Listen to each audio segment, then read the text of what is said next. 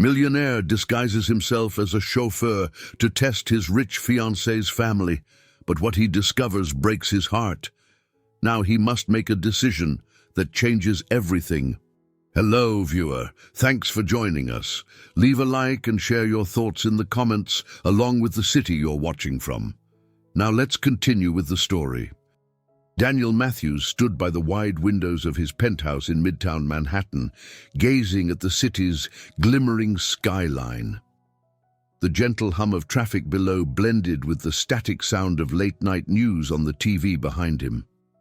He was a tall man of 40, with strong shoulders and dark hair just beginning to grey at the temples. His face, etched with both determination and subtle lines of weariness, reflected a life of constant striving. At a glance, one would think he had everything: fame, money, and soon a high-profile wedding. But that evening, as he watched the lights of the city, he felt a weight on his chest that he couldn't ignore. His phone vibrated gently on the sleek marble counter, drawing him away from his silent vigil. The caller ID flashed the name of his personal assistant, John. He hesitated before answering. Lately, the prospect of any news, big or small, felt more like an intrusion than an update. Still, he couldn't entirely disregard it. "Daniel," came John's voice, careful and respectful. "I just wanted to confirm the date for the next board meeting. Are we still set for after the wedding?" Daniel's mind drifted momentarily. The wedding. He was set to marry Victoria Winchester in just 2 weeks. The media had named it the union of two dynasties, his technology empire merging with her family's real estate legacy. On paper, it was perfect. In the countless society magazines scattered across Manhattan's upscale cafes, their engagement photos beamed with glossy perfection. However, doubt had been casting a shadow in Daniel's mind for some time, a persistent worry that was now difficult to ignore. "Let's keep it after the ceremony," Daniel said quietly, pressing a hand against his forehead. "I need a bit of calm before everything hits full speed." He ended the call and turned off the television, trying to recapture the hush of his penthouse. In the reflection of the window, he saw the faintest tremor in his hand. His gut told him that something wasn't right, not about the board meeting, but about Victoria and the wedding itself. The mansion in the Hamptons was already rented. The chefs and staff had been hired for the week-long festivities, and invitations had long since gone out to half of New York's elite. Yet beneath that veneer of glamour, an unnameable tension gnawed at him. Daniel had built his fortune through tenacity and brilliance in the tech sector. Growing up, money had been scarce. His parents divorced when he was 12. His mother worked 2 jobs while his father struggled to rebuild a failing construction business. Young Daniel watched them fight over finances until, eventually, his mother left with a broken heart and almost nothing in her bank account. That memory fueled Daniel's ambition to succeed on his own terms. Over time, he grew wary of people's motives. Colleagues, partners, even girlfriends, never entirely certain who genuinely cared for him and who saw him only as a stepping stone to wealth. It was precisely that hard-earned caution that now caused him to scrutinize his fiancée and her formidable family. Something felt off. Victoria, in her early 30s, was strikingly elegant, with honey blonde hair always styled to perfection and a polished demeanor that never wavered, even under pressure. They had met at a charity benefit, a glamorous affair where they were introduced by mutual friends. Within months, they became the talk of Manhattan. Everyone remarked how Victoria balanced Daniel's serious nature with her sparkling social presence. He closed his eyes, recalling a moment at a recent gala. He'd spotted Victoria on a balcony, her back turned to him. She was speaking to her father, Charles Winchester, a powerful man known for his sharp business tactics in real estate. Though Daniel could not make out every word, he noticed their hushed yet intense exchange. When Victoria turned to see him, the surprise on her face was more akin to alarm than delight at her fiancé's arrival. That fleeting reaction planted a seed of doubt in him, and it had been growing steadily ever since. "Am I just imagining things?" he murmured to himself, stepping away from the window and heading toward his minimalist desk. He pulled open a drawer, taking out a thick binder marked prenuptial agreement.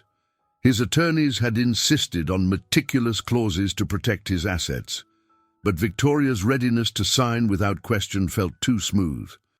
Could she and her family be operating on a more cunning level, ensuring that once she and Daniel wed, they could seize control of parts of his empire?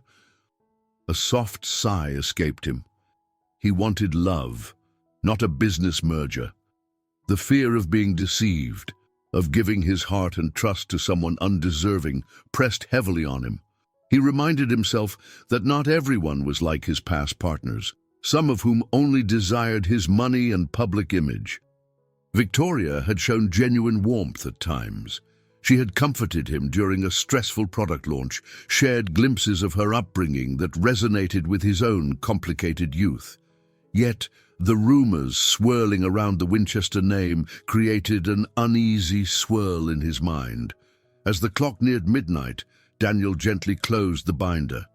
There was no way to fully confirm his suspicions without taking a risk, and if they were false, he might lose Victoria's trust. But if they were true, and he did nothing, he might lose far more. He glanced again at the Manhattan skyline, then dimmed the lights in his apartment. Though he was determined to uncover the truth, he found himself wishing, for the briefest moment, that all of his doubts were simply illusions. Yet the feeling in his chest refused to vanish, leaving him alone with a question he had no immediate answer for. A brilliant early morning sun illuminated Daniel's living room, highlighting every modern contour and polished surface of the penthouse. He was in the middle of finishing a business memo when his phone buzzed. The caller was Henry Braxton, an old college friend whose name Daniel hadn't seen on the screen for nearly a year. They had once been close, studying endless nights, competing for internships in Silicon Valley, but life had drawn them along different paths. He picked up, voice cautious. "Henry, this is a surprise." "It's been a while, Dan," Henry replied, using the nickname only a handful of friends still did. "I heard about your upcoming wedding. Congratulations." Daniel cleared his throat, noticing a tension in Henry's tone. "Thank you. It's a lot of prep, to say the least." "Yes, I'm sure. Listen, I don't mean to pry, but I caught wind of something at a reception last night. Heard Victoria's father in a conversation that sounded questionable." Daniel's heart tightened. He pressed the phone closer. "What kind of conversation?" "There was a hint that Charles Winchester is negotiating with certain investment groups to move funds around. Funds supposedly tied to your companies. People are speculating that once you two are married, they'd have enough leverage to, I don't know, maybe claim a portion of your assets or manipulate your shares. No one's certain yet, but it's raising eyebrows in a few circles." Daniel absorbed the words, a chill running up his spine. He tried to keep his tone composed. "You're sure you heard this from credible people?" "I'd never call you unless I thought this was solid," Henry said quietly. "We were friends once, remember? I couldn't stand by and not tell you." Daniel felt a long breath leave his lungs. He'd been half expecting a rumor like this, ever since that uneasy moment at the gala with Victoria and her father, yet hearing it confirmed by Henry made it all the more real. "I appreciate you telling me," Daniel replied. "I'll handle it. Be careful. The Winchesters are powerful, and your reputation is valuable." After the call ended, Daniel paced the living room. With the wedding less than 2 weeks away, he needed to tread carefully. The mansion in the Hamptons was ready to host the myriad of guests arriving soon for the pre-wedding festivities. Everything had been orchestrated for a flawless celebration. Yet behind the scenes, an entirely different narrative seemed to be unfolding. Anxious, he clicked on his laptop and pulled up the news. A few business columns mentioned the Winchesters' interest in new real estate ventures, but there was nothing about a takeover or suspicious deals. The tabloids, for their part, showed gushing headlines like "Tech Mogul Marries Real Estate Royalty," featuring photos of Daniel and Victoria at fancy events. If there was a scheme underway, it was kept well out of the public eye. With the tension mounting, Daniel called his assistant, John, who had been his right-hand man for years. John was loyal, reliable, and knew how to keep a secret when it mattered. "Yes, Mr. Matthews," came John's steady voice. "I need to look into something. The Winchesters might be planning a corporate maneuver," Daniel exhaled, trying to keep his tone calm. "Could you discreetly find out if they've been buying any stakes in my companies, or if there's an unusual activity in the stock market associated with my name?" John didn't hesitate. "Of course, I'll get on it right away. Should I call the legal team?" Daniel paused. "Not yet. Let's keep it within our circle for now. I don't want to alarm anyone unless we have concrete proof." He hung up and sat down at the kitchen table, the hum of the penthouse's air conditioning filling the room. The memory of Victoria's wide smile danced before him. He recalled how she'd once soothed him in his moment of stress, whispering reassuring words in his ear. The woman he knew could not have orchestrated something this manipulative, unless he hadn't truly known her at all. As minutes slipped into an hour, Daniel found himself revisiting his past relationships. He remembered an ex-partner who seemed perfect on the surface, but secretly sold company information to a competitor. That betrayal had been a lesson. Never rely on appearances alone. Yet no matter how cautious he tried to be, he still wanted to believe in genuine love. In a restless effort to ease his mind, he stepped onto his balcony, letting the cool breeze brush against his face. From that height, Manhattan looked peaceful, almost serene, though he knew better. The city was a maze of ambition and hidden agendas, much like the hearts of the people who roamed its streets. He glanced at a framed photo on the living room shelf, a candid shot of him and Victoria laughing in Central Park. Her golden hair caught the sunlight, and her arm was wrapped around his shoulders in an affectionate gesture. He remembered how genuinely happy he had felt in that moment. Now, he wondered if that memory was tainted by illusions. A subtle ring on his phone indicated a message from John. "No immediate evidence, but I'll keep digging. Let's stay on alert." Closing his eyes, Daniel balanced the phone in his hand, debating his next move. He refused to become a paranoid groom who accuses his fiancée without proof. Yet doing nothing felt equally foolish. He had to make a plan, to confirm or dispel these rumors before the wedding day arrived. And that plan, though not fully formed, started shaping itself in the back of his mind as he gazed upon the city that had taught him both triumph and heartbreak. Late that afternoon, Daniel found himself standing in his minimalist office, high above the bustling streets. Floor-to-ceiling windows bathed the room in natural light, revealing sleek furnishings in neutral tones. A modern sculpture near the entrance, an abstract piece of polished metal, reflected distorted glimpses of his face as he walked past. He had decided to clear his schedule for the evening. Feeling too on edge to entertain the usual parade of meetings and calls, he paced, replaying Henry's warning in his mind. Each new step across the plush carpet fueled a growing unease. Once, when he was younger, he might have brushed off a friend's rumor.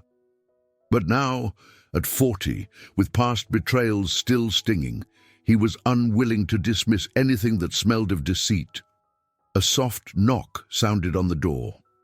It was Carla, his executive assistant, a no-nonsense woman in her late 30s with sharp features and an impeccable sense of style. She held a stack of folders in one arm and balanced a cup of coffee in the other. "Mr. Matthews," she greeted, pushing a stray strand of dark hair behind her ear. "I have the files you requested on the new software initiative. Should I leave them here?" Daniel motioned for her to come in. "Yes, Carla. Put them on the desk." Carla placed the folders down, then glanced at him, concern flickering in her eyes. "You seem a bit preoccupied. Is everything all right?" He forced a half smile. "Just personal issues. Nothing to trouble yourself over." She studied him for a moment. "If you need anything, professional or otherwise, just let me know." After she left, the office felt emptier than before. He rifled through a few pages of the proposed software expansion, but found it nearly impossible to concentrate. A dull ache settled behind his eyes. The conversation with Henry had triggered memories of past deceptions. In one particularly painful recollection, an old girlfriend had convinced him to invest in her startup, only for him to discover that she'd siphoned funds to prop up a secret gambling addiction. The humiliation of that incident had taught him never to hand out trust easily again. Yet Victoria was different, or at least he had always believed so. They had bonded over philanthropic efforts, hosting charity dinners to support homeless shelters in Manhattan. The warmth he thought he saw in her eyes during those events had convinced him that maybe, just maybe, she was genuine. Now that trust wavered, replaced by a nagging thought. Had she been playing a role all along? As the afternoon slid into early evening, Daniel left the office, deciding that a walk outside might clear his head.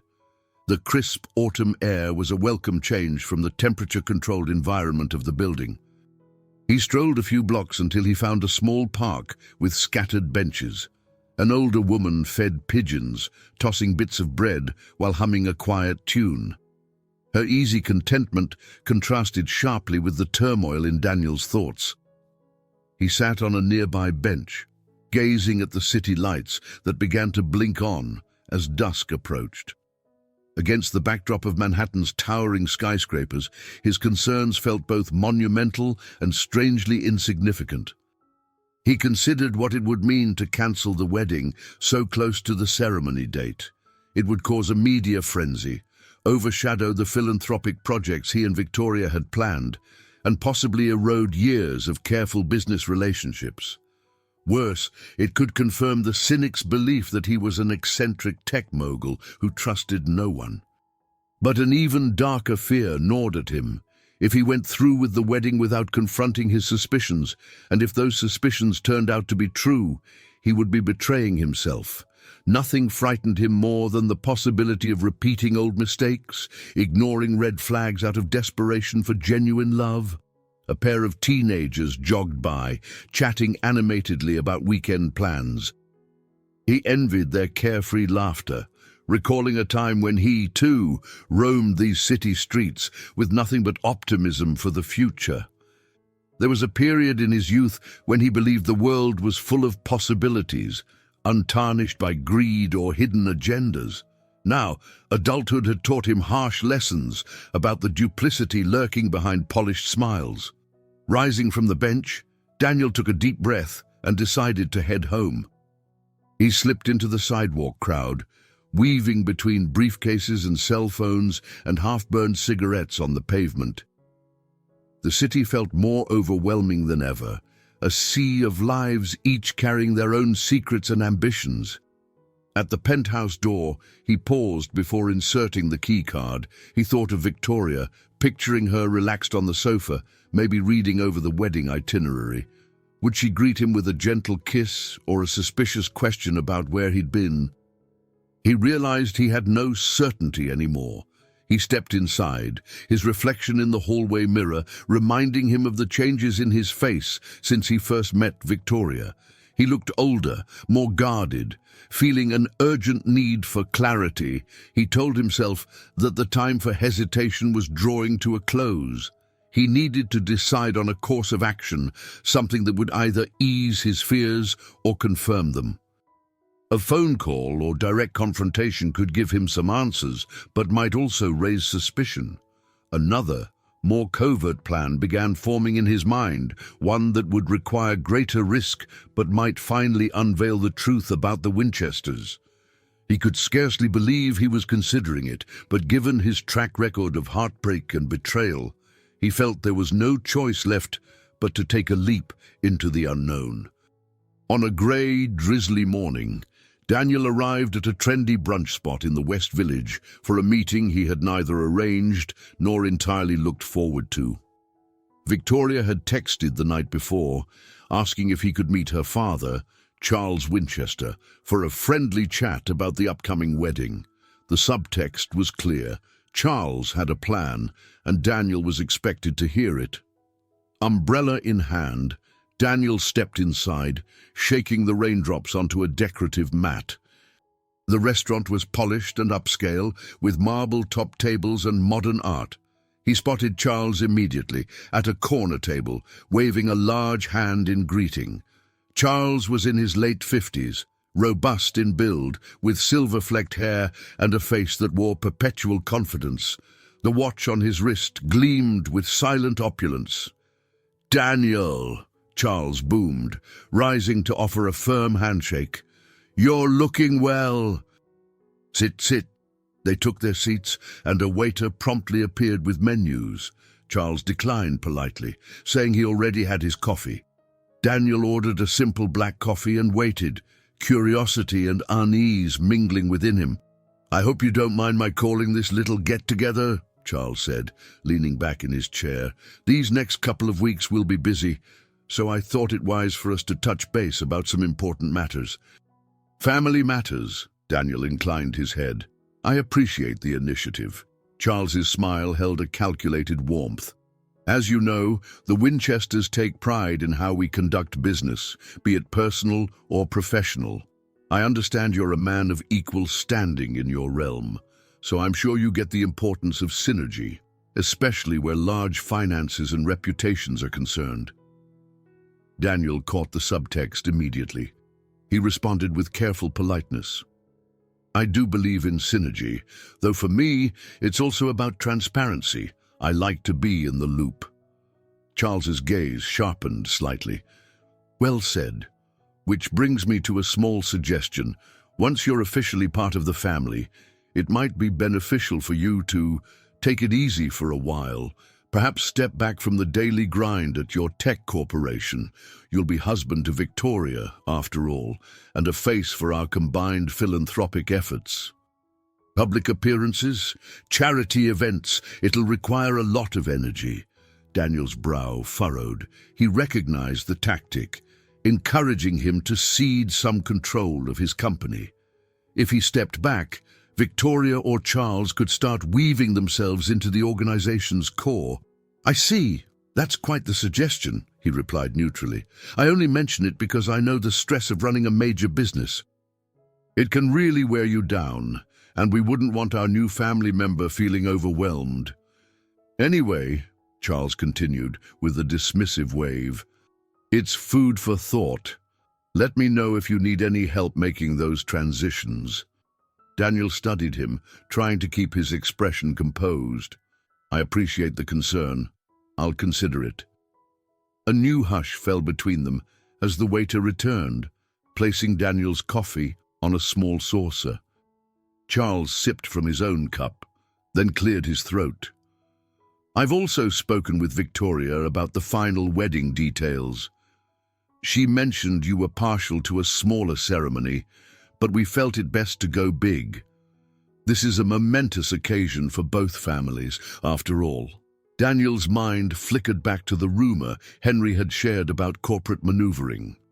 He suspected the extravagance was not just about the wedding, it was about showcasing power, drawing in certain influential circles, maybe forging alliances that would benefit the Winchesters down the line. "I'm not opposed to a big event," Daniel replied, choosing his words carefully. "I just want to ensure we keep the essence of what the wedding is supposed to be about." Charles laughed, a hearty sound that attracted a few curious glances from other patrons. "Essence, yes, but let's not forget we have a brand to uphold, son." A prickle of discomfort ran through Daniel at the word son. A brand to uphold. Was that what their union meant to Charles? Just another brand collaboration? They wrapped up the meeting, exchanging pleasantries. Charles insisted on paying the bill, remarking that soon enough everything would be in the family. With a firm handshake, he left Daniel alone at the table, staring at the half-empty cup of coffee. Outside, the drizzle had turned into a heavier rain. Daniel slipped into the back seat of his waiting car, but as he sank into the leather, he couldn't shake off the heaviness in his chest. Charles's friendly facade had done little to hide the underlying pressure. He clearly intended for Daniel to relax his grip on his company. Before heading back to his penthouse, Daniel instructed the driver to take a detour through a quieter stretch of Manhattan. He needed a moment to reflect. The conversation with Charles hammered home the reality that something was indeed amiss. The Winchesters didn't just want to merge families, they wanted to maneuver themselves into a position that could compromise his corporate independence. He passed by a modest diner with neon lights flickering in the afternoon gloom, a stark contrast to the high-end brunch venue he'd just left.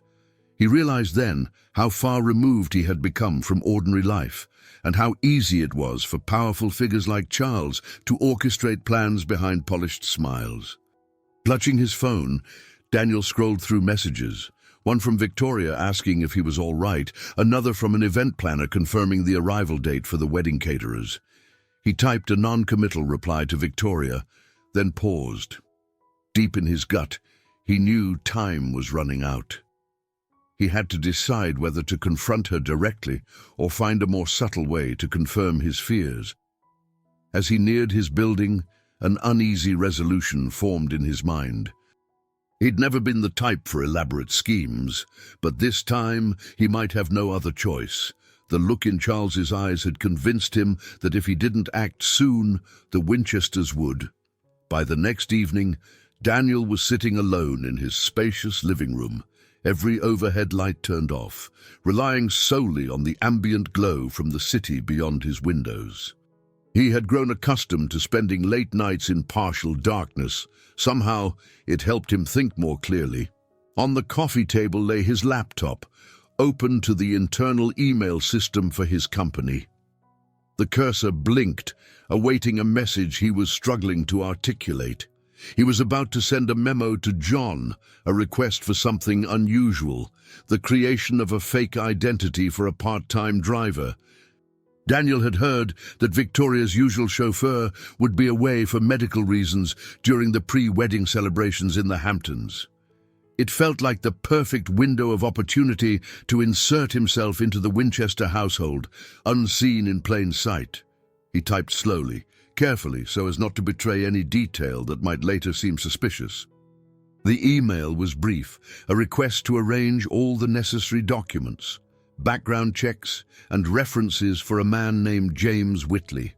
He gave instructions that the driver should appear to be from a respectable but humble background, with no ties to Daniel or his corporation. Once done, Daniel reviewed it 3 times before hitting send. His heart pounded.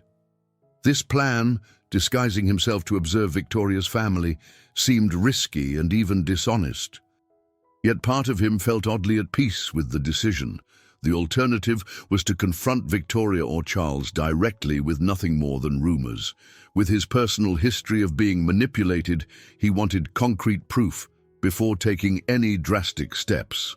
His phone rang unexpectedly, the screen lighting up with Victoria's name. He answered, trying to maintain a casual tone. "Hey, darling." She sounded cheerful. "I was just checking on you. You've seemed distant lately, and you left brunch with my father in such a hurry." Daniel forced a smile into his voice. "It was a busy day. Your father and I had a good talk, though it's all just wedding stress, I suppose." Her laugh sparkled through the line. "That's completely normal, you know. The wedding is just a little over a week away, and everyone is counting on us to make it spectacular." She paused, voice softening. "Are you all right, truly?" He hesitated. "I will be. Don't worry. We can talk more when we're out in the Hamptons." "Of course," she said. a hint of relief in her tone. "I'll be heading there early next week to oversee final arrangements. Just promise me you'll join me as soon as you can. People will expect us to be there together." "I promise," Daniel replied. Then he added quietly, "I love you, Victoria." "I love you too," she said, almost automatically, and ended the call. He set the phone aside, exhaling deeply. If only he could have felt reassurance in her words. Instead, a hollow sensation clung to him. His suspicions remained, refusing to be quelled by the promise of love. That same night, he met John in a private conference room at his corporate headquarters. It was late enough that most employees had gone home, leaving the corridors silent. John arrived precisely on time, carrying a slim folder.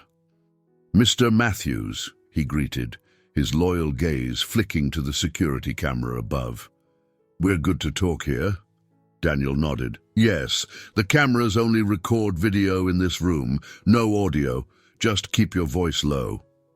John set the folder on the table.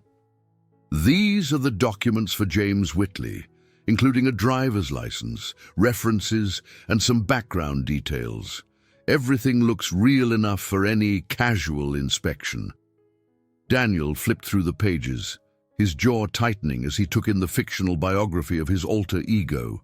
He saw a photo of himself, lightly edited so that if one didn't look too closely, they wouldn't suspect it was the same Daniel Matthews who appeared in magazines. There was a new mustache added, slightly receding hair, and a different expression. "Perfect," Daniel muttered, though the word felt strange in this context. "I want you to contact the staffing agency. Give them the reference for James Whitley and see to it that he's assigned to the Winchester's property in the Hamptons." John nodded, a flicker of concern passing over his features. "Sir, may I speak freely?" Daniel closed the folder. "Of course, this is quite a risk. If you're discovered, the media backlash alone could be brutal, not to mention the damage to your personal relationships. Are you sure about this?" Staring at the forged ID photo, Daniel felt the weight of his plans settle on him. "I'm not sure about anything except that I need to know the truth. I've spent too many years second-guessing people's motives. If Victoria and her family have nothing to hide, this will be an embarrassing but harmless stunt. If not," John nodded solemnly, "then you'll have protected yourself before it was too late." They shook hands. Within minutes, John was gone, leaving Daniel in the quiet conference room, surrounded by the hum of the overhead lights. He gathered the folder, slipping it into a locked briefcase. On his way out, he caught sight of his reflection in a glass partition. Dressed in a sleek suit, he looked every bit the successful mogul ready to marry into an influential family. Yet behind the polished exterior, a swirl of uncertainty gnawed at him. By assuming this new identity, he was crossing a moral line, lying to the very people he planned to call family. But if those people were indeed planning a deception of their own, perhaps it was a necessary act of self-preservation. Daniel left the building, stepping into the night air. He realized that the final pieces of his plan were in motion. The next time he set foot in the Hamptons, he wouldn't be Daniel Matthews, billionaire groom-to-be.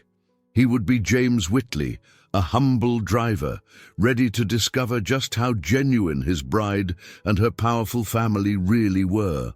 Daniel sat in his office one late evening, reviewing the forged documents that identified him as James Whitley. His heart pounded at the sight of his slightly altered photograph, the artificially receded hairline, and the new name typed in bold letters. He knew the day was fast approaching when he'd have to don this identity and slip into the Winchester estate in the Hamptons as a humble driver. Every so often, doubt would flicker across his mind, but he forced it aside, reminding himself that he needed tangible proof of any wrongdoing before confronting Victoria or her family. A low knock at the door signaled John's arrival. Dressed in a neatly pressed suit, his shoulders carried their usual composure, though concern clouded his features. He settled into the chair across from Daniel. For a brief moment, neither spoke. The silence spoke volumes about the gravity of the plan taking shape between them. "So," John said softly, folding his hands in his lap, "I've confirmed everything with the staffing agency. They believe James Whitley to be a real person. The Winchester household has signed off on a temporary driver for the upcoming festivities. You're all set." Daniel exhaled and leaned back in his chair. "I appreciate it. I know this is beyond the scope of what you signed up for, but you're the only one I trust with something like this." A faint smile tugged at John's lips. "I've been at your side through some complicated deals, Daniel. This one just happens to be more personal." He reached into his jacket pocket and pulled out a small flip phone, sliding it across the desk. "Use this instead of your usual cell. I've programmed only my number and Carla's, in case you need urgent help. I don't want any trace leading back to you." Daniel picked up the phone, turning it over in his hand. It was simple and cheaply made, so different from the sleek devices his company developed. "Thank you," he said, setting it aside. "What about the legal front? Have we found any new evidence of Charles or Victoria buying shares under the radar?" John shook his head. "Nothing conclusive yet, but they could be doing it through intermediaries. We've seen slight shifts in market movements, but no smoking gun. You might find that proof more easily from the inside." A quiet settled over the office again. Through the tinted windows, the Manhattan skyline glimmered, a testament to Daniel's achievements in technology, yet he felt more vulnerable than ever before. Leaning forward, he lowered his voice, though they were entirely alone. "John, you've known me a long time. Am I making a mistake? Am I letting paranoia run the show?" John's gaze was steady. "Daniel, you're a thoughtful man. You never jump to conclusions without good reason. If your instincts are telling you to proceed, there's likely truth behind them. I don't think you're being paranoid. Cautious, yes, but not paranoid." Daniel considered this. He thought of how John had joined him nearly a decade ago. Back when his tech startup was just beginning to gain traction, John was the one who had watched him negotiate major contracts, the one who had consoled him when early partners let him down or tried to exploit him. If there was a single person in this world who fully grasped Daniel's reluctance to trust, it was John. "What if I discover something that's beyond what I can handle?" Daniel asked, almost in a whisper. "That's where you have people like me," John replied with quiet conviction. "You won't be facing it alone." Daniel nodded, his resolve hardening. He realized in that moment that John was more than just an assistant. He was a mentor of sorts, a voice of reason and steadfast support. This covert plan might be Daniel's own doing, but without John's unwavering help, he wouldn't have been able to pull it off. The seeds of courage had been planted in Daniel's heart long ago, but John's calm presence nurtured them. They spent the next hour ironing out final details. How Daniel would maintain a low profile, what steps he'd take if Victoria or Charles recognized him, and contingency plans if it all fell apart. Daniel scribbled notes on a yellow pad, circling key points. He knew he'd be risking everything, his reputation, his relationship, and possibly major business alliances if he were caught. But after hearing Henry's warning and enduring Charles's veiled threats about easing off work, Daniel believed this disguise was the only way to confirm his suspicions. Eventually, John stood to leave. At the door, he paused, looking back at Daniel with an unreadable expression. "You know how to reach me if anything goes wrong. Try to get some rest before you head out. You'll need a clear mind once you're there." Daniel gave him a grateful nod. As John disappeared into the dimly lit corridor, Daniel felt the weight of the documents in his hands. He recognized, with a pang of mixed relief and trepidation, that the path before him was set. Soon, he would trade his life of affluence for the subdued uniform and responsibilities of a driver. He could only hope that the truth, whatever it turned out to be, would set him free from the web of uncertainties that had plagued him for too long. The following morning, Daniel found himself in his bedroom, staring at a row of custom-tailored suits hanging neatly in the walk-in closet. He reached for one instinctively, a sleek navy piece that had become his go-to outfit for business meetings. But as his hand brushed the smooth fabric, he paused. In just a day's time, he'd be driving out to the Hamptons with far simpler clothing, disguised as James Whitley. The stark difference between these two wardrobes was a vivid reminder of the line he was about to cross.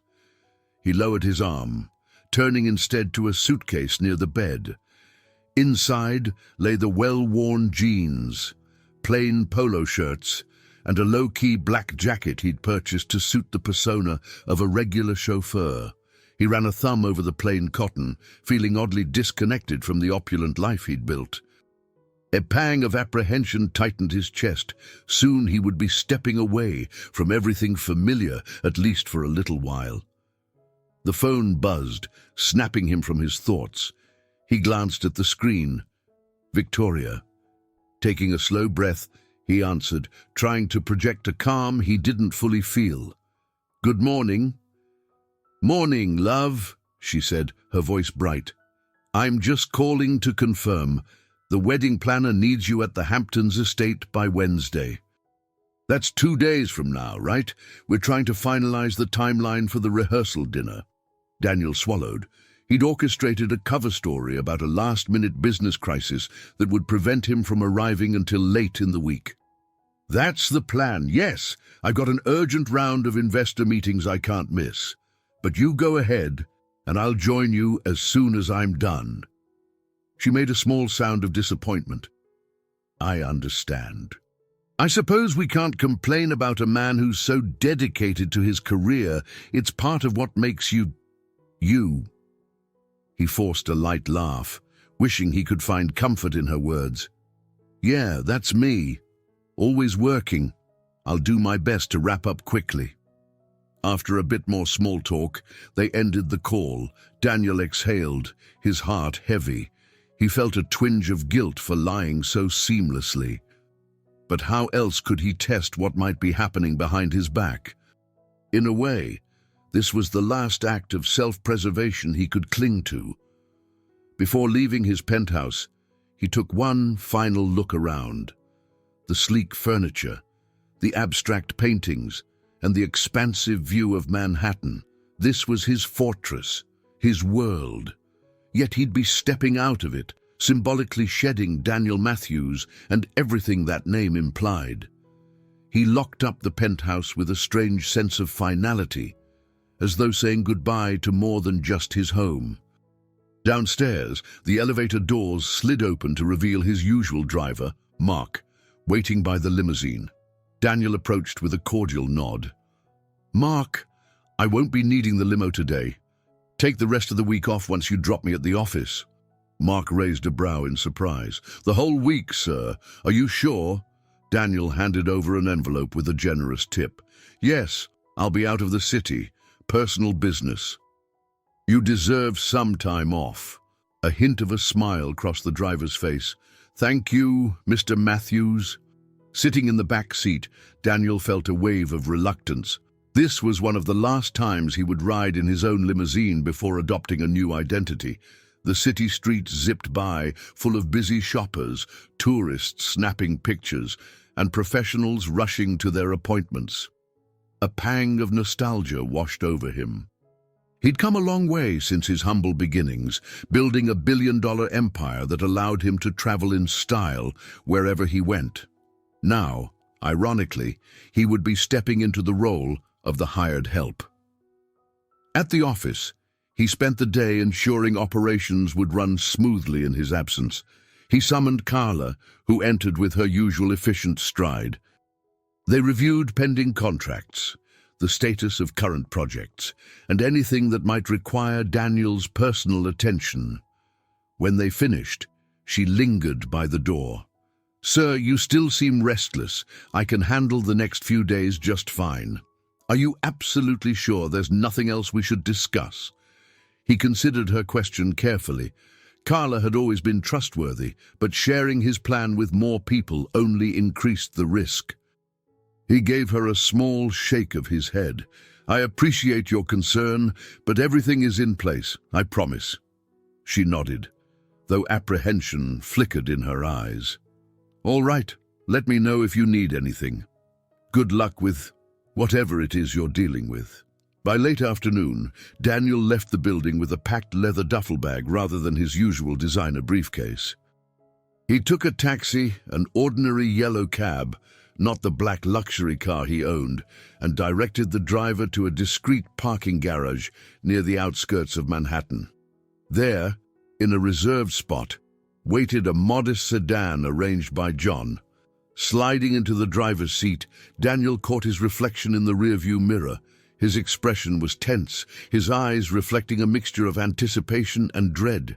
He pressed the ignition, feeling the engine hum beneath him.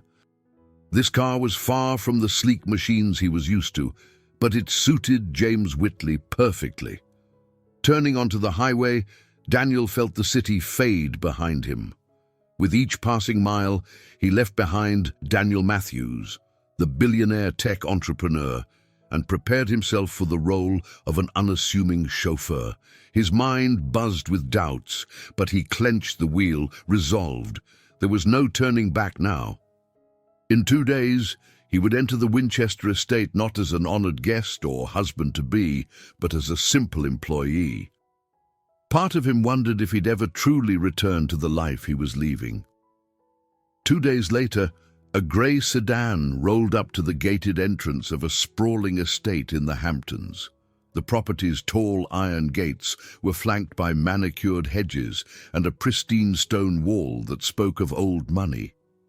Behind the gates, an elegant circular driveway curved around a central fountain, leading to the main house, a stately mansion of classic white columns and a sweeping veranda. Daniel, now dressed in a plain black suit with no tie, felt a prickle of nerves as he lowered the driver's side window. A security guard leaned forward, scrutinizing him. "Name?" Clearing his throat, Daniel answered, "James Whitley. I'm here as the new driver for the Winchester party."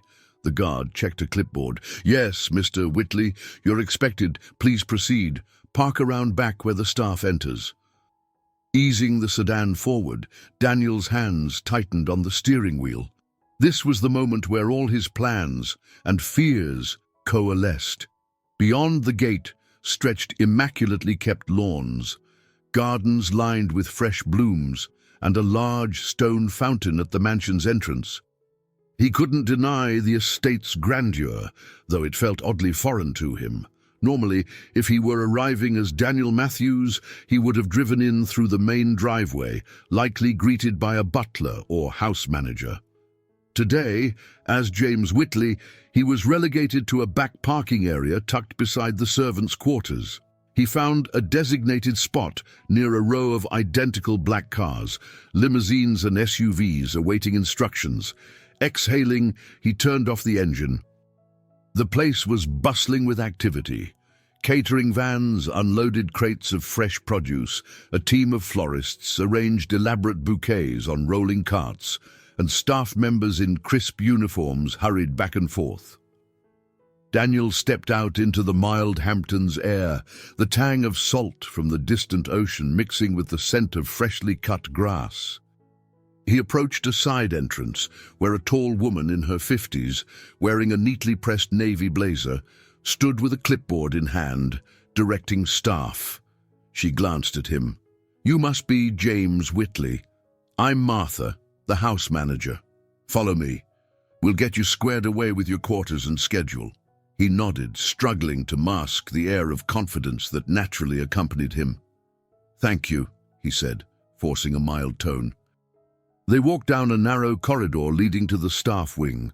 Sparse walls, bare floors, and muted lighting contrasted sharply with the lush decor he glimpsed through open doors in the main part of the mansion. Eventually, Martha guided him to a small room, a modest cot, a wooden dresser, and a single window overlooking the side garden. "It's not luxurious," she said with a shrug, "but it's where you'll sleep when you're not on duty. You'll mostly be driving Ms. Victoria or running errands for Mr. Charles. Any questions before I show you the rest of the house?" Daniel cleared his throat, carefully lowering his gaze, remembering he was no longer the man who owned penthouse suites and entire floors of office towers. "No, ma'am," he replied, adopting a polite humility. "I appreciate the help." Martha nodded. "Good. We're running a tight schedule. The Winchesters are hosting the first round of guests tomorrow. There's a welcome dinner in 2 days. Rehearsal is the day after. Then the wedding. It'll be a frenzy. Make sure you're always on standby." Following her, Daniel absorbed details of the staff wing, a communal kitchen for quick meals, a small lounge with a couch and a TV, and a locked door that Martha said led to the property's expansive wine cellar. She explained the chain of command. Mr. Charles Winchester outranked everyone, obviously, though Mrs. Victoria took precedence in practical matters for the wedding. Daniel merely nodded, carefully tucking away each piece of information for future reference. As they emerged into the main hallway, Daniel felt a jolt. Standing at the opposite end, engaged in conversation with a cluster of decorators, was Victoria. She wore a fitted ivory blouse and elegant beige slacks, her hair pulled into a sleek chignon. Even from a distance, she radiated poise, yet he noticed a certain edge in her posture he hadn't seen in the city. He ducked back slightly, avoiding direct eye contact. Part of him ached to call out her name, to test if she would recognize him beneath his understated disguise. But reason prevailed. He simply couldn't risk it yet. Martha didn't notice his reaction. She pointed to a hallway leading off to the right. "Service quarters, laundry, and staff lounge are that way. You'll meet some of the house staff there. Just be sure to keep track of your daily schedule. We don't accept tardiness or confusion here." Under normal circumstances, Daniel would have found her tone abrupt, but he merely nodded again. "Understood. Thank you." She handed him a typed schedule, complete with assigned times to drive Miss Victoria around the estate, pick up certain guests from the nearby heliport, and run errands in town. Most entries listed James Whitley as the designated driver. Ironically, that name on paper made his heart twist with both amusement and apprehension. After thanking Martha, he retreated to his room to settle in. The modest space felt confining, a clear step down from his penthouse or even a standard hotel suite. A small mirror hung on the wall. He studied his reflection, hair gelled a bit differently, no designer watch, no tailored suit. In this environment, it was surprisingly easy to vanish into the background. He took a moment to consider how drastically his life had pivoted. Here, in the Hamptons, on the brink of what should have been his wedding celebration, he was instead a stranger among staff. The rules had changed. He was no longer the master of the house, free to stroll into any room or ask any question. He was the help, expected to remain unobtrusive and obedient. As he prepared for the days ahead, Daniel braced himself for the new reality he'd chosen, a path that could either confirm or shatter everything he believed about the woman he was planning to marry. Seated on the edge of his narrow bed, Daniel was running through the daily schedule Martha had handed him when a light knock sounded on the open door. He looked up to see a young man in his mid-20s with sandy brown hair, wearing the same standardized staff attire as everyone else. Black slacks, a white button-down shirt. The newcomer held a friendly grin. "Hey there, I'm Rick," the man said, stepping inside. "I drive the other sedan, mostly for Mr. Charles. Heard you just arrived." Daniel nodded, discreetly clearing his throat. "James," he replied, using his assumed name. "Nice to meet you." Rick motioned to the schedule in Daniel's hand. Pretty daunting at first, huh? This place runs like a machine, especially during big events. Don't worry, you'll get used to it. Appreciating the man's open demeanor, Daniel offered a small smile. Thanks, it's my first time working for a family this prominent. Any tips? The corners of Rick's eyes crinkled in sympathy. Just keep your head down, do as you're told, and don't linger around the family's private conversations. Mr. Charles is intense, and Ms. Victoria, well, she can be demanding, but we're used to it. The real challenge is dealing with the wave of relatives who start showing up. Daniel stored that away as a mental note. I appreciate the heads up. Rick gestured for him to follow. Come on, let's get some coffee in the staff lounge before the real chaos begins. As Daniel stepped into the lounge, he noticed a handful of staff members chatting quietly at a small table. A middle-aged cook with flour on her apron sipped tea, while a young woman in a maid's uniform thumbed nervously through a grocery list. A low murmur of conversation filled the space, tinged with that familiar vibe of busy people snatching a rare moment of rest. The cook, who introduced herself as Clara, gave Daniel an assessing look over the rim of her teacup. So, you're the new driver, huh? Bet you'll have your hands full with Miss Victoria. She has a routine for every single day. She'll want to go shopping or visit the yacht club. Then she'll change her mind and demand the car for something else. Keep your gas tank full at all times. Daniel chuckled softly. Duly noted. Rick poured coffee into a paper cup and passed it to Daniel. Trust me, you want to keep a little caffeine in your system. The Winchesters can go all day, especially with the wedding coming up. Daniel wrapped his hands around the warm cup, feeling grateful for the simple camaraderie. He asked, so it's just the two of us on the driving team? Rick shrugged. Yeah, for now. There's a limo service on call, but it's mostly us who shuttle everyone around. Works fine unless some cousin or auntie shows up unannounced.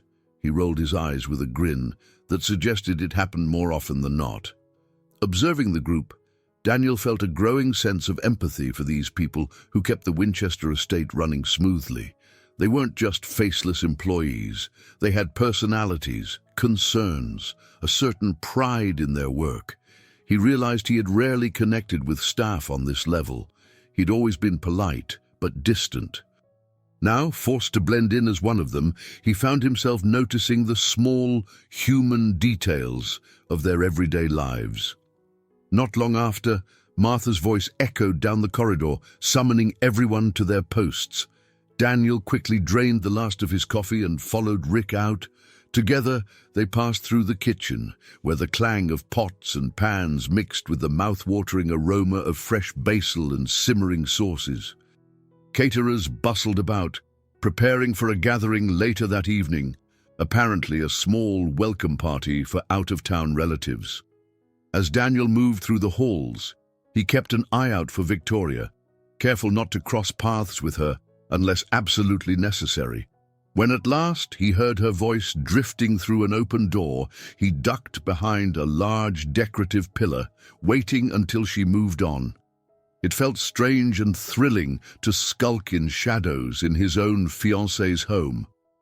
He couldn't deny the pinch in his chest whenever he caught a glimpse of her, talking and laughing, reminding him of the life they'd shared back in Manhattan, dinners at upscale restaurants, cozy nights in his penthouse.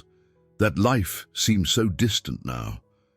Eventually, he returned to the staff area, referencing the schedule for his first official task, picking up some extended family members at the local train station. Before heading off, he double-checked his driver's kit, a notepad with instructions, a discreet earpiece for radio communication, and the keys to one of the black sedans. Rick gave him a thumbs up for luck. Roughly 20 minutes later, Daniel started the car and pulled onto the coastal highway, the ocean breeze drifting in through the slightly open window. Adapting to the staff routine wasn't as straightforward as he'd assumed, but he found a quiet determination in himself.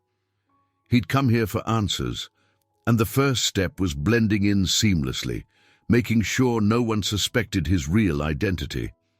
Despite the gravity of his mission, a small part of him relished the chance to experience this world from a completely different vantage point. On Daniel's second full day at the estate, the rhythms of the staff began to feel familiar. He woke early, changed into the standard black slacks and collared shirt, and reported to the garage. His morning was spent chauffeuring a distant uncle to a nearby marina where he was meeting a yacht broker. Then he drove an elderly aunt to an upscale boutique in Southampton, listening to her complain about the humidity the entire way. By mid-afternoon, he returned to the staff lounge, sweating slightly beneath his neatly pressed shirt. As he refilled his water bottle from a cooler in the corner, the door swung open and a woman stepped inside. She wore a simple floral sundress, her posture uncertain, as though she didn't quite belong in either the main house or the staff wing. Her eyes landed on Daniel. For a moment, neither of them spoke. "Sorry," she said softly. "I was just looking for the kitchen. I'm Rachel Winchester." Daniel's pulse quickened. He recognized her name. Rachel was Victoria's cousin, the one who rarely appeared in society magazines and was rumored to be something of a black sheep in the family. She seemed younger than Victoria, probably around 30, with expressive hazel eyes and wavy brown hair. Unlike Victoria's meticulously polished style, Rachel had a gentle, almost bohemian grace about her. He forced a polite nod, remembering his role. "Hello, Ms. Winchester." "I'm James, one of the drivers. The kitchen is just down the hall, third door on the left." Rachel's cheeks tinted pink. "Right, thanks. I must have taken a wrong turn." She paused, studying him for a beat. "I haven't seen you around before. Did you just start working here?" "Yes, ma'am," Daniel replied, keeping his tone subdued. "I'm new." She gave him a sympathetic smile. "Well, welcome to the chaos. These family gatherings get pretty intense." He didn't know how to respond without sounding suspicious, so he simply nodded. Rachel turned to leave, then hesitated. "Actually, do you happen to know if there's a space where I can paint? I'm an artist. Sometimes, in the middle of all the noise, I need a quiet corner." Daniel thought quickly. Martha had mentioned an older carriage house near the edge of the property, used mostly for storage. "There's a carriage house outside the west garden. Might be empty enough for you." Rachel's face lit up with gratitude. "Thank you, James, really." She stepped out, leaving Daniel in the lounge, water bottle in hand. He stared at the closed door, an unexpected warmth in his chest. Rachel's demeanor contrasted sharply with the rest of the Winchesters he'd met. No haughtiness, no thinly veiled demands. He recalled old rumors that she'd stepped away from the family's real estate business to pursue art full-time. Because of that, relatives had labeled her impractical. If that were the case, Daniel suspected she'd be the only Winchester who might treat him, a lowly driver like a human being. Later, as he parked the sedan by the back entrance, Clara the cook spotted him and waved him over. "We could use some help carrying groceries," she said. "Big dinner planned for tonight." He followed her to a delivery van, hauling boxes of produce. Another staffer, Mark the gardener, joined them. While placing crates of lettuce and tomatoes on a wheeled cart, Clara muttered, "I wish these Winchesters could stick to a menu. They keep changing their minds. Last night I was told to prepare a Mediterranean spread. Now they say they want a New England seafood feast." Mark chuckled. "Keeps us on our toes, eh?" Daniel offered a small smile, but his thoughts drifted to Rachel. She'd seemed out of place in her own family's estate. He wondered if she was truly the anomaly within the Winchesters, someone who valued genuine connections and creative pursuits over money and power. It was a stark reminder that no family was entirely one thing. As the afternoon wore on, Daniel prepared to drive Victoria into town. According to the schedule, She wanted to visit the local spa, followed by a private fitting at a bridal boutique. Heart pounding, he steeled himself to maintain composure in close quarters with his fiancée, all while pretending to be a stranger. She emerged from the house wearing a chic lavender blouse, her blonde hair in a sleek ponytail. Sliding into the back seat, she hardly glanced at Daniel, absorbed in her phone. The spa is on East Main. Take the scenic route, please. I need a bit of air before dealing with that place, she said. Yes, ma'am, Daniel replied quietly. Pulling away, he caught a glimpse of Victoria in the rearview mirror. She looked beautiful, but her expression was tense, almost annoyed. The tension wasn't directed at him specifically. She barely acknowledged his presence. That realization cut deeper than he expected. They drove in near silence. As the sedan wound through picturesque streets lined with oak trees and quaint shops, Daniel recalled earlier, happier drives with Victoria. Back in Manhattan, they'd share jokes or plan their future over lattes in the car. Now, she was a distant passenger, preoccupied with text messages and notifications. He felt a pang of sadness, but also a surge of determination. If she could so easily disregard him now, perhaps it meant she was truly different behind closed doors. Upon reaching the spa, Victoria glanced up. "Wait here," she said curtly, exiting with her handbag in tow. As Daniel watched her disappear inside, he couldn't help but think about Rachel's gentle concern, the staff's camaraderie, and the swirl of secrets he was on the verge of uncovering.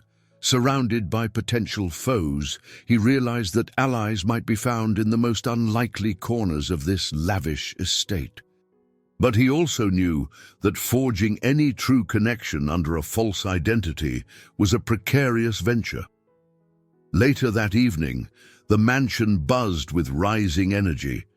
Extended family members, business associates, and close friends converged in the ornate foyer for a semi-formal gathering. Daniel, dressed in the same plain black suit, stood near the front entrance, keys in hand, ready to drive anyone who needed transportation. He watched the arrivals from a discreet distance, reminding himself that he was supposed to be invisible. Suddenly, Charles Winchester's booming voice cut through the lively chatter. "Where is that new driver? James, is he here?" Daniel stepped forward, heart pounding. "Yes, sir." Charles beckoned him with an impatient wave. "Come with me. I need you to run an errand." He followed Charles down a hallway into a small side room that functioned as a private study. The decor was a study in opulence. Mahogany bookshelves lined with leather-bound volumes, dark green walls illuminated by a chandelier overhead. Charles rifled through a desk drawer, pulling out a slim envelope. "Take this to the address listed on the front. It's a property agent's office down in East Hampton. Tell them it's from Charles Winchester and bring back any paperwork they give you." "Understood."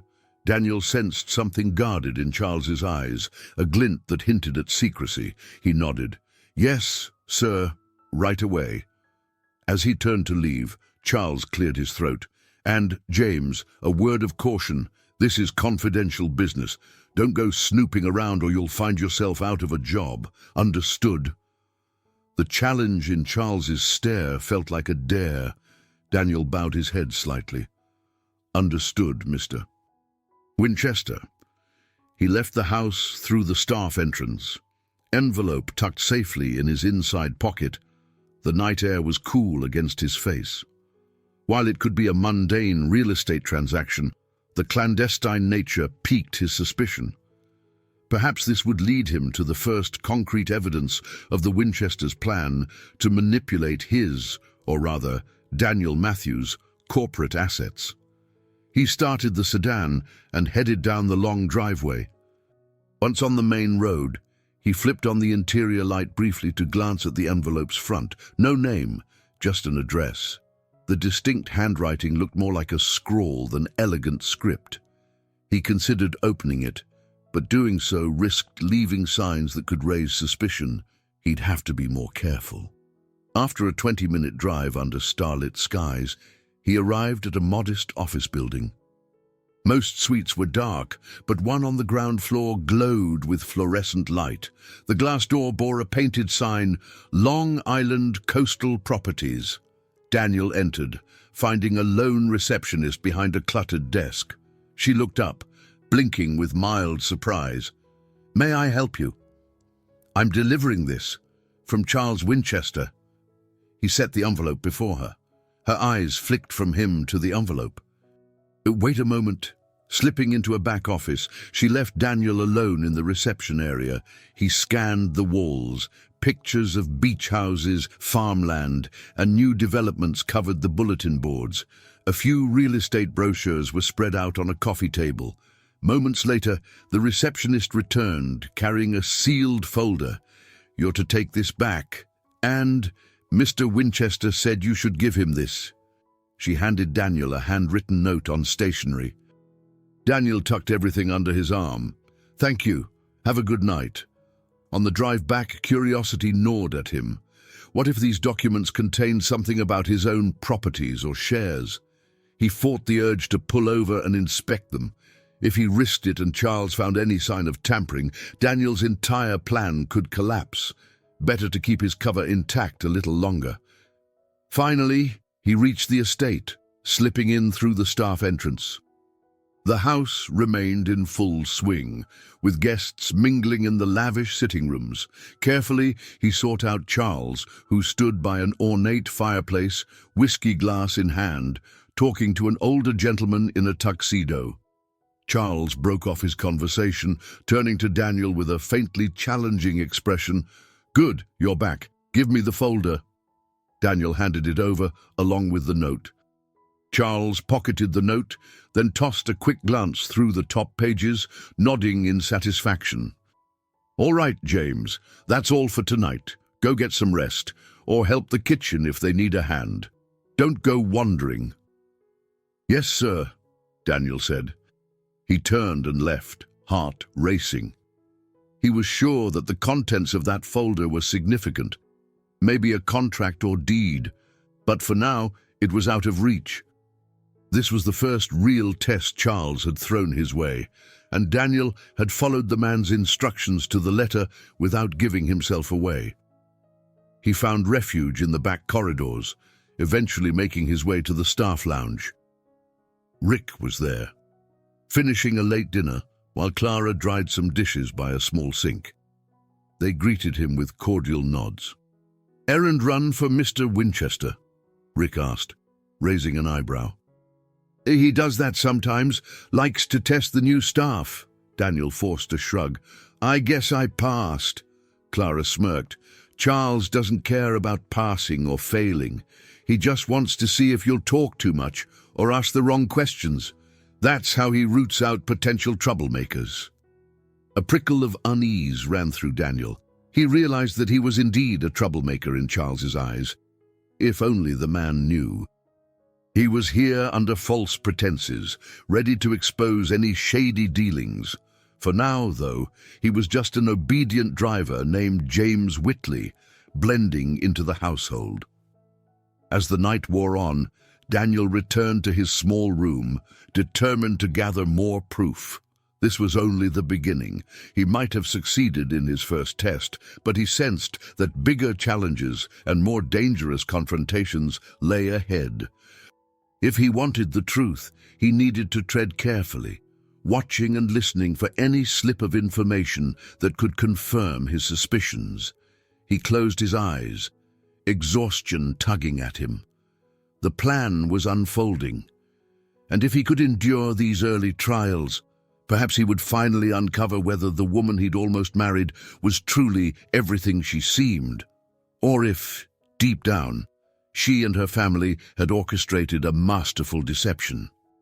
Over the next few days, Daniel found himself in an endless cycle of early mornings and late nights.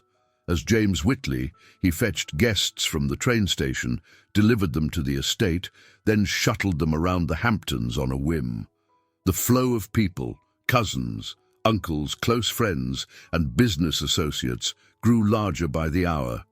Their names and faces blurred together, but their conversations offered glimpses into the intricate world of the Winchesters. One afternoon, while waiting outside the mansion, Daniel overheard a pair of guests on the veranda chatting about Victoria's upcoming wedding. A middle-aged woman in a chic summer dress was telling a bald gentleman in a linen suit that this union could give the Winchesters the leverage they need to expand their real estate empire into new territory. She spoke as if Daniel, standing quietly by the car, didn't exist. He clenched the steering wheel, forcing himself to remain impassive. Each passing comment reinforced the idea that this marriage was more of a business maneuver than a love match. More than once, he questioned whether his mission as James was actually necessary. It seemed the truth about the Winchesters' ambitions was hiding in plain sight, if one only bothered to look. Yet, not everyone carried that same ruthless aura.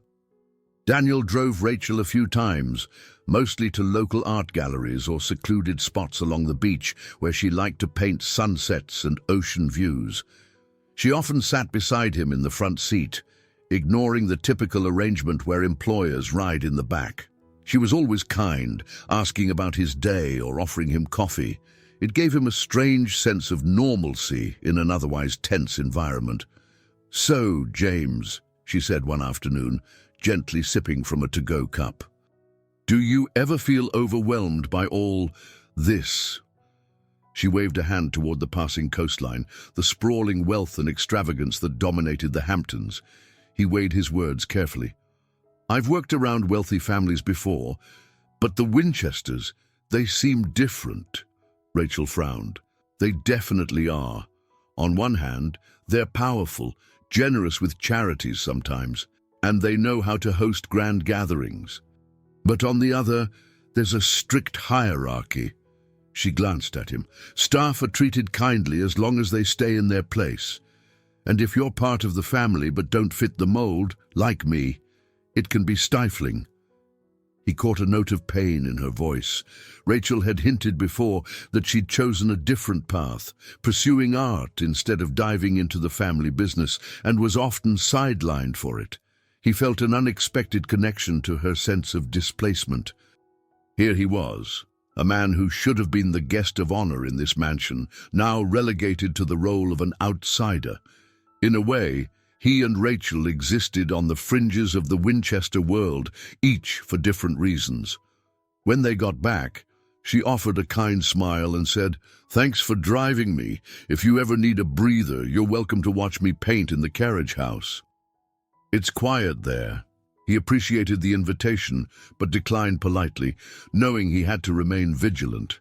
These cordial interactions felt like small victories, moments of genuine human connection in a place where power games ruled the day.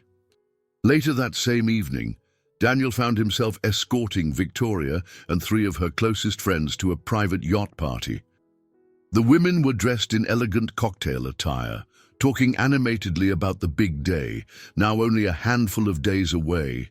Once again, he was invisible, James the driver. He couldn't help noticing how Victoria's voice changed when she was around her friends. She spoke confidently, yes, but there was a sharpness he hadn't fully recognized before. She gloated about the wedding details, praising her father's business maneuvers in real estate. At one point, she even joked about how clueless men could be when it came to corporate matters, which drew a round of laughter from her companions. Daniel felt an uneasy knot tighten in his stomach. Dropping them off at the marina, he watched them board a sleek yacht, clinking champagne glasses as they disappeared into the cabin. He wondered if, in private, she mocked him too, her supposedly adoring fiancé, oblivious to the possibility that this marriage was just another cog in the Winchester machine. Returning to the mansion alone, Daniel took a moment to catch his breath in the staff lounge. Clara, the cook, was finishing her shift, and Rick, the other driver, was flipping through channels on the small TV. It was tempting to confide in them, good, hard-working people who might suspect there was more to the Winchesters than met the eye, but Daniel knew better than to jeopardize his cover. Instead, he headed to his room, reflecting on all the subtle clues he had gathered. The family's circle of acquaintances seemed keenly aware that the wedding would strengthen the Winchesters' clout. Victoria behaved one way with staff, another way with her socialite friends, and yet another in public, showing a carefully crafted facade. Rachel stood apart from it all, gentle and genuine, offering glimpses of what normalcy might look like if he weren't tangled in secrecy. He realized that each day brought a fresh test. Would he maintain his composure, or would his frustration boil over? Would he uncover more evidence of corporate meddling, or miss the chance because he had to play the role of a compliant employee? The tension weighed on him like a heavy cloak.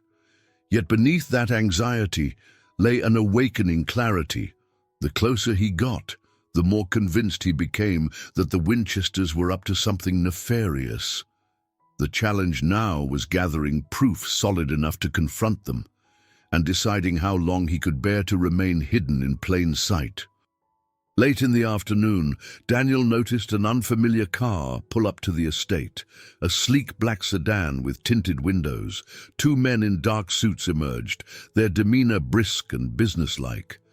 They were greeted by Charles himself, who led them into the house with the efficient courtesy one extends to valued associates.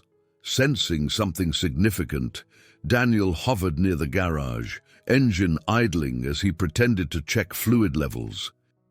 About an hour later, the men returned, accompanied by Charles and Victoria. They paused on the steps for a moment, conversing in hushed tones. Daniel crept closer, standing behind a tall hedge. He caught snippets of conversation, mentions of shares, merger, post-nuptial adjustments, and legal strategies. His pulse sped up. This was precisely the kind of conversation he suspected might be happening all along. The blueprint for taking control of his company's stock once he and Victoria were legally bound. As the men departed, Victoria glanced around, her eyes sweeping the grounds. For a heart-pounding second, Daniel feared she might spot him, but her gaze slid past him without registering his presence. She turned to Charles, who placed a hand on her shoulder and gave her a tight-lipped nod. They strode back inside, leaving Daniel to process what he'd overheard. He longed to see the actual documents or catch more details, but he was in too vulnerable a position to risk it. Maintaining his disguise required careful self-restraint. Still, the overheard fragments fueled his anger and confirmed his worst suspicions. His wedding was, at least for the Winchesters, not a romantic union, but a tactical step toward a corporate takeover. Weighed down by these revelations, he spent the rest of the evening in a quiet fog, driving a few latecomers from the train station to the estate. His mind churned with questions. Should he confront Victoria now? Could there be a misunderstanding? Part of him resisted the idea that the woman he once loved, still loved, in some corners of his heart, could be orchestrating such treachery. But the mounting evidence told a grim story. His internal conflict only grew when Rachel asked him, as James, to give her a ride to a small art supply store in a nearby town. He agreed, driving along winding roads that cut through the Hamptons' picturesque scenery. Halfway there, she glanced at him curiously, noticing his quiet tension. "James, you've been different lately," she said softly. "You always seemed thoughtful, but these past few days, you look burdened. Is the wedding chaos getting to you?" He stared straight ahead, uncertain how to reply. She saw more than he'd expected. Her kindness made her perceptive. "It's a lot to take in, that's all." Rachel paused. "I get it. This family can be intense. If you ever need someone to listen, I'm around. I don't quite fit the mold either. We could bond over that." Daniel risked a brief glance in her direction. She wore a gentle expression that reminded him of the empathy he'd always craved in his relationships. For a fleeting moment, he was tempted to reveal everything, to confess that his real name wasn't James, that he was the fiancé her cousin planned to marry in a matter of days. But the notion vanished almost as soon as it appeared. The risks were too high, and Rachel had enough problems without being pulled into his deception. When they arrived at the store, Rachel hopped out, offering a warm smile. "Thanks again, I'll be quick." He waited, drumming his fingers on the steering wheel, feeling the weight of what he'd just denied himself. Though he recognized the necessity of his secret, it pained him to withhold the truth from the one person in the Winchester orbit who might actually care about his well-being. That night, after dropping Rachel off, he slipped into the staff wing, physically drained and emotionally conflicted. While preparing to turn in, he received a text message on the burner phone from John. "Any new findings? Need to decide if we involve legal."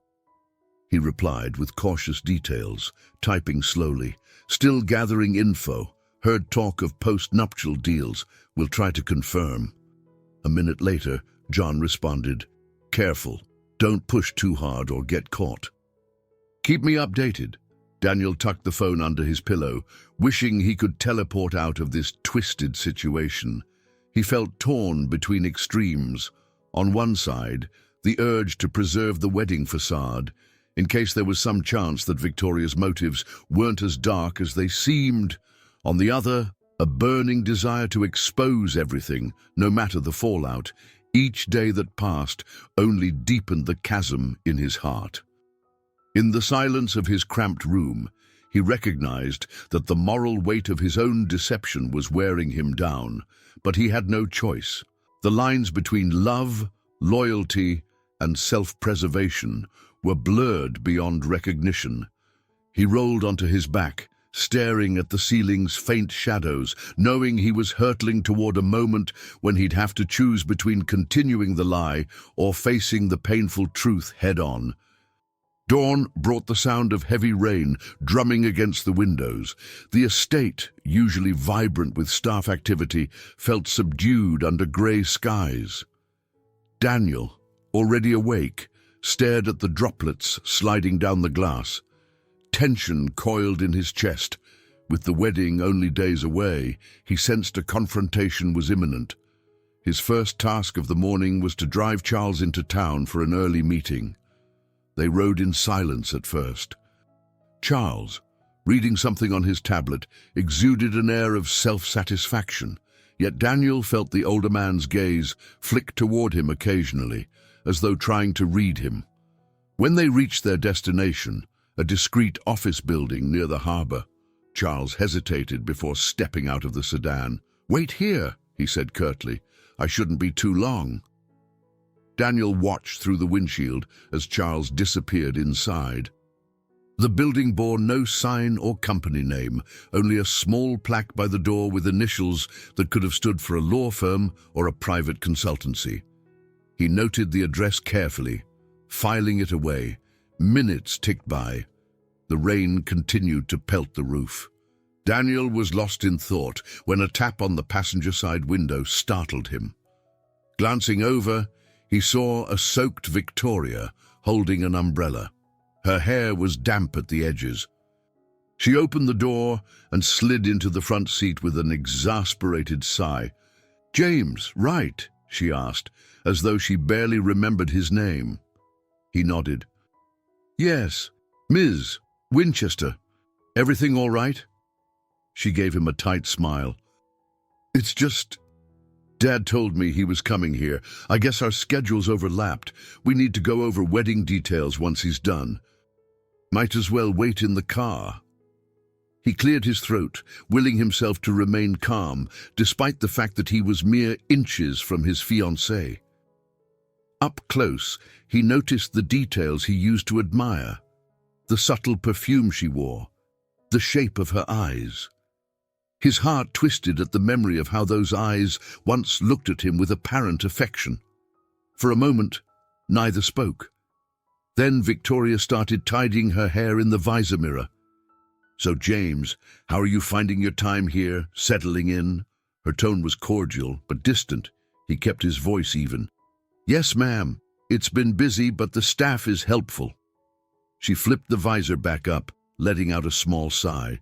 "Busy is right. We're juggling a million things. Between you and me—" She paused, as though considering whether to divulge more. "Never mind. It's complicated." Daniel's pulse quickened. What had she been about to say? Was there a hint of genuine stress in her expression? "I can imagine a wedding of this scale can be overwhelming." She nodded, glancing toward the building's entrance as if checking to see if Charles might appear. "Overwhelming doesn't cover it. My father has specific plans, and I have my own ideas. Plus, there's Daniel's company to consider." Her lips twitched at the corners, something between a smirk and uncertainty. "I guess I shouldn't be venting to you about this, but I need to talk to someone who isn't embroiled in the family dynamics." Despite the cautious words, he felt a tiny pang of sympathy. She seemed genuinely frazzled, not entirely the cold manipulator he had witnessed in glimpses. Was it possible that she was trapped under her father's ambitions? Or was she simply playing another role? "I'm here if you need me," he offered quietly, the statement sounding far more personal than he intended. Victoria turned to face him, an odd flicker crossing her eyes. "Thank you," she said, almost softly, before reverting to her guarded stance. Just then, Charles emerged, hurrying under the shelter of his umbrella. He caught sight of Victoria in the front seat, and something in his expression darkened. Opening the back door, he slid in, effectively ending their conversation. "Didn't realize you were coming, Victoria," he said, voice clipped. She shrugged, maintaining her composure. "We have arrangements to discuss. I thought I'd catch you here." Charles gave a curt nod. "Fine, let's go, James. Back to the estate." As Daniel pulled away from the curb, he felt the tension emanating from the back seat. Father and daughter exchanged glances that hinted at unspoken disagreements.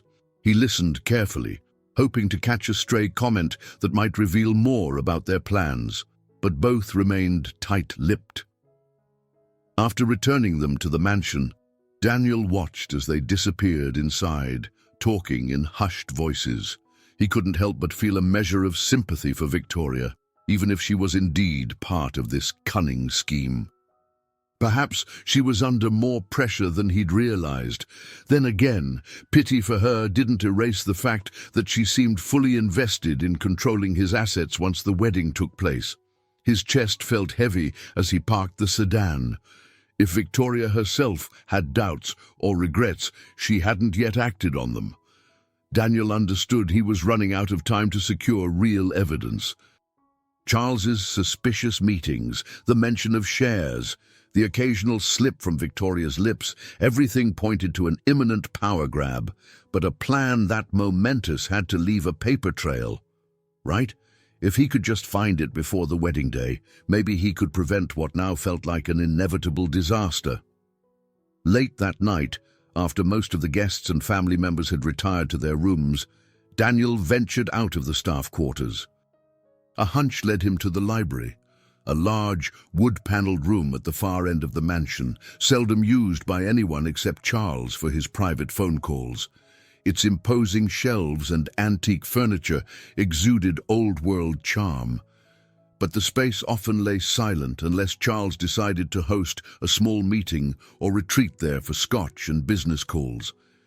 Cautiously, Daniel slipped inside, heart pounding with every step on the thick Persian rug. A dim lamp cast long shadows across the shelves. He scanned the room, noting a massive oak desk near the far wall. If Charles kept sensitive documents anywhere, it might be here, locked in drawers or hidden in plain sight among financial ledgers. A twinge of guilt stabbed Daniel. He hated prying like a common spy. But the stakes were too high. He crept to the desk, trying each drawer. One was locked.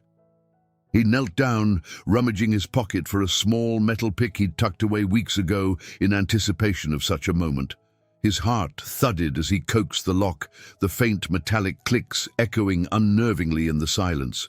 After several nerve-wracking seconds, the drawer slid open. Inside lay folders, some labeled with cryptic initials, others with property addresses in Manhattan or the Hamptons. Leafing through them quickly, he spotted references to corporate shares. His own company's ticker symbol leapt out at him.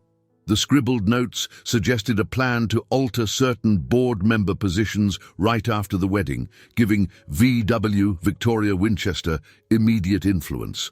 Another line read, "Transfer of controlling interest to be executed within 30 days, post-nuptial." A wave of nausea hit him. The plan was explicit. The moment Daniel and Victoria were married, she would have the legal foothold to shift the balance of power in his company, aided by her father's real estate clout and possibly third-party investors. His breath caught at the stark betrayal. A sudden shuffle in the hallway froze him. Light footsteps approached.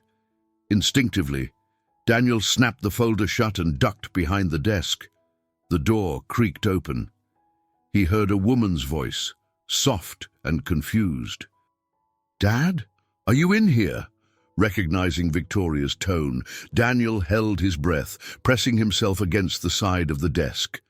The sound of her heels clicked against the floor as she moved further into the room.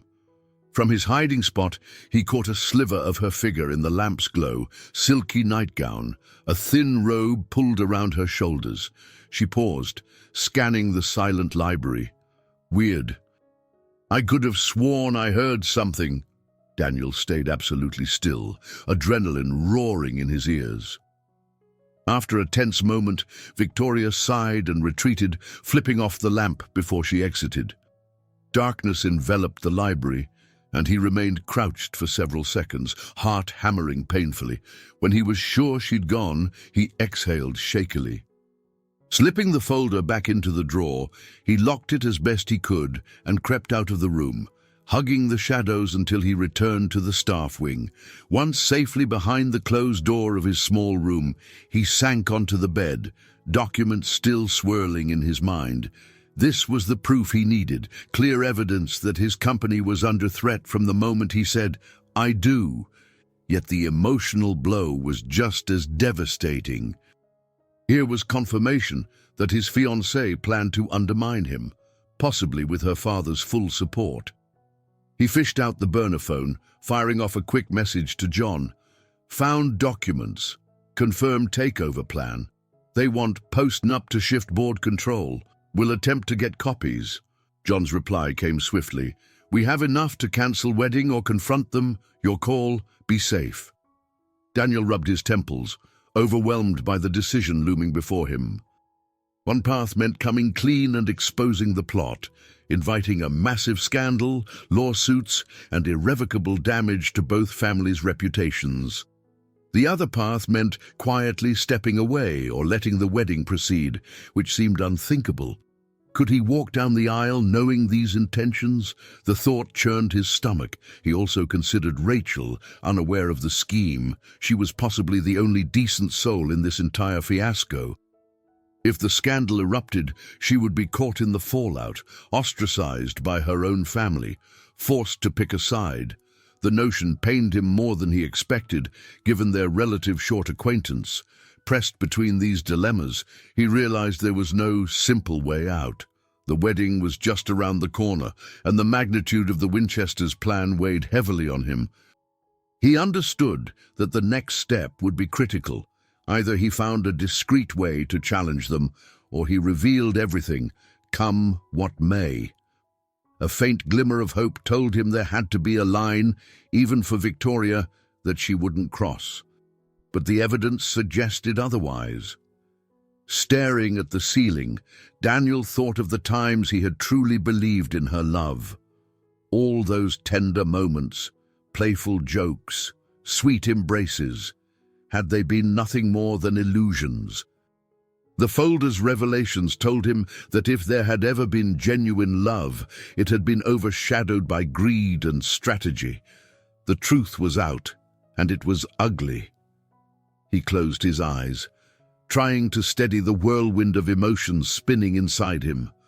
If he let despair consume him, he would lose the focus needed to protect his company and spare himself from a doomed marriage. Tomorrow, he vowed, he would determine his next move, no matter the cost. Sunlight streamed through the small window at dawn, rousing Daniel from a fitful sleep. He stretched stiff muscles, reflecting on the night's revelations. He'd uncovered precisely what he feared, a blueprint for betrayal. In less than a week, he was supposed to stand at the altar with Victoria, pledging lifelong devotion. But how could he do that now? Washing up, he slipped into his chauffeur's uniform, an ironic reminder of the double life he was leading.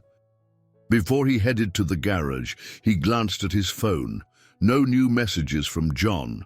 The ball was in Daniel's court. He needed to decide if and how to confront the Winchesters. In the staff corridor, he ran into Rick, who was gulping coffee before tackling the day's tasks. Rick gave him a tired smile. "Morning, James. Crazy day ahead, huh? We've got a wedding rehearsal tomorrow and more guests arriving." "Honestly, I don't know how you keep so calm with all this chaos." Daniel mustered a quiet chuckle. "Lots of practice, I guess. You handling it okay?" Rick shrugged. "Sure, as well as anyone can in this place. It's a job." He lowered his voice, glancing around. "But between you and me, I'll be relieved when this wedding's done. The atmosphere here, it's tense, you know?" Daniel nodded, well aware of the tension. More was at stake than Rick could imagine. Stepping outside, he found the sky bright and clear, the rain having washed the air clean. Yet inside the mansion, a storm brewed, one that Daniel knew would break soon. His first assignment was to drive Charles and Victoria to a luxury bridal shop in town. They emerged from the house in conversation, their tones hushed. Daniel noticed Victoria's brow creased with concern, while Charles seemed to be in lecture mode, gesticulating as he spoke. Daniel opened the car door for them, settling them into the back seat. They hardly acknowledged him, continuing their discussion in low voices. Fragments of phrases reached his ears. Timing, assets, must finalize. Daniel can't suspect. Daniel's jaw clenched, but he kept his face impassive, eyes on the road. It was a surreal moment, chauffeuring his fiancée and her father as they openly plotted to ensure he remained clueless. Midway through the drive, Charles ended a phone call and turned to Victoria. "I'll meet those investors tomorrow, but we need to be sure the wedding goes smoothly. I don't want any last-minute surprises." Victoria let out a frustrated sigh. "Yes, Dad, I know. We've come this far, so let's just keep things on track." She drummed her manicured nails on the seat, then muttered, "I'm not heartless, you know. This isn't easy for me." Charles snorted. "No one said you're heartless, but we have goals. Sentiment can't derail us now. If you want to help your family, you'll do what's necessary." Daniel's hands tightened on the wheel. He forced his gaze to remain on the road, though his mind raged. So, Victoria was in turmoil about this, yet her father's words suggested that, torn or not, she was still aligned with the plan. They arrived at the boutique, where Charles stepped out with purposeful urgency. Victoria lingered a moment, meeting Daniel's gaze in the rearview mirror almost by accident. She quickly looked away, stepping onto the sidewalk. The irony seared him. He was right there, invisible behind the facade of James Whitley, listening to the orchestrations of his own betrayal. Back at the estate, Daniel had a brief lull. He retreated to the carriage house's quiet area, hoping to steel his nerves. The wide-open doors let sunlight spill across old wooden beams and leftover crates. To his surprise, Rachel stood in the middle of the space, painting a large canvas. Soft classical music played from a small portable speaker. "Oh, James, hi!" She set down her brush. wiping her hands on a rag. "I thought nobody came here." "Apologies for intruding," Daniel said gently. "I just needed a break from the main house." She smiled understandingly. "I don't blame you. It's madness in there. Care to sit?" She pointed to a makeshift stool near the corner. He accepted, letting out a weary sigh. The carriage house smelled faintly of turpentine and fresh paint, a welcome departure from the mansion's perpetual swirl of perfume and cologne. Rachel studied him with concern. "I know we don't know each other well, but you look troubled." Daniel considered how to respond. He admired her compassionate nature, but couldn't reveal his true identity or everything he'd discovered. "Just feeling the weight of everyone's expectations, I suppose. I'm used to a simpler life." She gave a sympathetic nod. "It can be suffocating around here. Sometimes I feel like I'm the only one who sees the cost of all this, emotionally, morally." She paused, her expression distant. "I wish there was something I could do." Her words sparked a glimmer of an idea. Perhaps Rachel, with her softer heart, might help him find a resolution that didn't end in a destructive public scandal.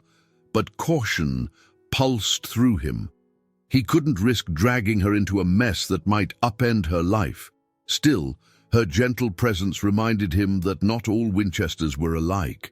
She was living proof that kindness could sprout in the shadow of ambition. He stood, nodding in gratitude. "Thank you, Rachel. This helped more than you know." As he walked away, the weight on his shoulders felt slightly lighter, but he remained painfully aware that the real storm was about to break. He carried within him the knowledge of the Winchesters' plotting, evidence enough to spark a massive confrontation. One way or another, the next move would set the stage for the final confrontation that loomed closer with each passing hour. Thunder rumbled in the distance, echoing the unease that had been mounting in Daniel's chest for days. The forecast predicted a storm rolling across the Hamptons coastline, an omen that seemed to mirror the tumult in his life. He stood by one of the mansion's side entrances, dressed in his driver's uniform, staring up at the churning grey clouds. Tomorrow, the wedding rehearsal would begin in earnest, and the ceremony itself was set to follow soon after. Time was running out. Inside, the house buzzed with frenetic energy.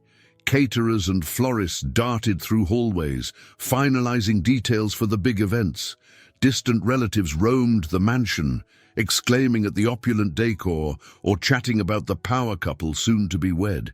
The tension behind each polite smile was almost palpable. Now that Daniel had uncovered the family's scheme, every idle comment about the wedding felt like a twisted charade. Late that morning, as he readied the sedan for another round of errands, Charles Winchester appeared, briskly descending the mansion steps. He gestured for Daniel to get behind the wheel. "We have a meeting," Charles said curtly, sliding into the back seat. His stern expression did not bode well. They drove for nearly 30 minutes, arriving at a country club perched near a private golf course. The rolling greens extended into the horizon. Charles told Daniel to stay close, then disappeared inside a modern glass-walled building. Sensing that Charles's meeting might be key to the finalization of his corporate takeover plan, Daniel waited in the car for a while before deciding to take a risk. He noticed a smaller service entrance on the side of the building.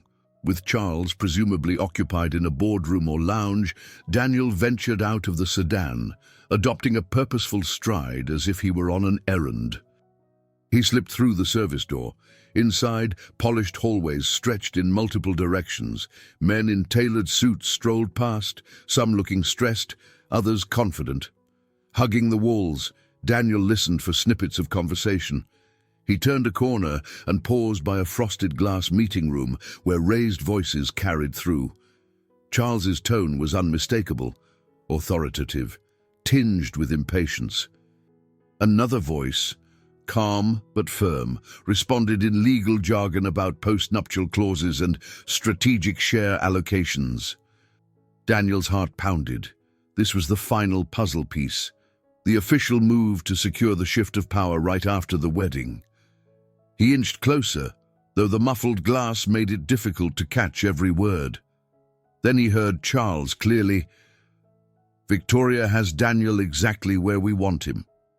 By the time he realizes the scope of our maneuver, it'll be too late." Daniel felt fury course through him. There it was, spelled out plainly. Charles and Victoria were forging a legal snare to claim a significant share of Daniel's company.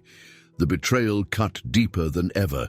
He clenched his fists, fighting the urge to barge into the room and reveal himself, but that move would destroy his cover and let them twist the narrative before he had the upper hand. Glancing at his watch, he realized he couldn't linger. Slipping back the way he came, he returned to the sedan. His mind reeled with plans. Should he present the evidence to a lawyer now? Should he call off the wedding publicly? Should he confront Victoria privately, hoping she might back down? Charles emerged from the country club about 20 minutes later, looking smug. He settled into the back seat without offering a word of explanation. Daniel ignited the engine and navigated back to the mansion. The storm clouds overhead felt like a reflection of his seething anger. When they arrived, Charles turned to him with a sudden, piercing stare. "You look pale, James. Everything all right?" Daniel forced a neutral expression. "Just a headache, sir. The weather changes, I suppose." Charles grunted, stepping out of the car. "We can't have anyone falling ill before the big weekend," he said, though there was zero sympathy in his tone. "Get some rest if you need it. I'll require you for more errands later." He stalked off, leaving Daniel alone in the driveway. Gripping the steering wheel, Daniel felt a swirl of emotions. The time for caution was quickly ending. Every fiber of his being told him a confrontation was imminent, whether with Charles, Victoria, or both. Before he could decide on his next step, his burner phone vibrated. John's text flashed across the small screen. "Urgent. Call me." Daniel found a quiet corner near the garages and dialed. "I've been tracking some unusual share movements," John said, voice low and direct. "It looks like they're preparing a transfer of stock in your name. If they finalize this before you say I do, it could get complicated. Are you ready to act?"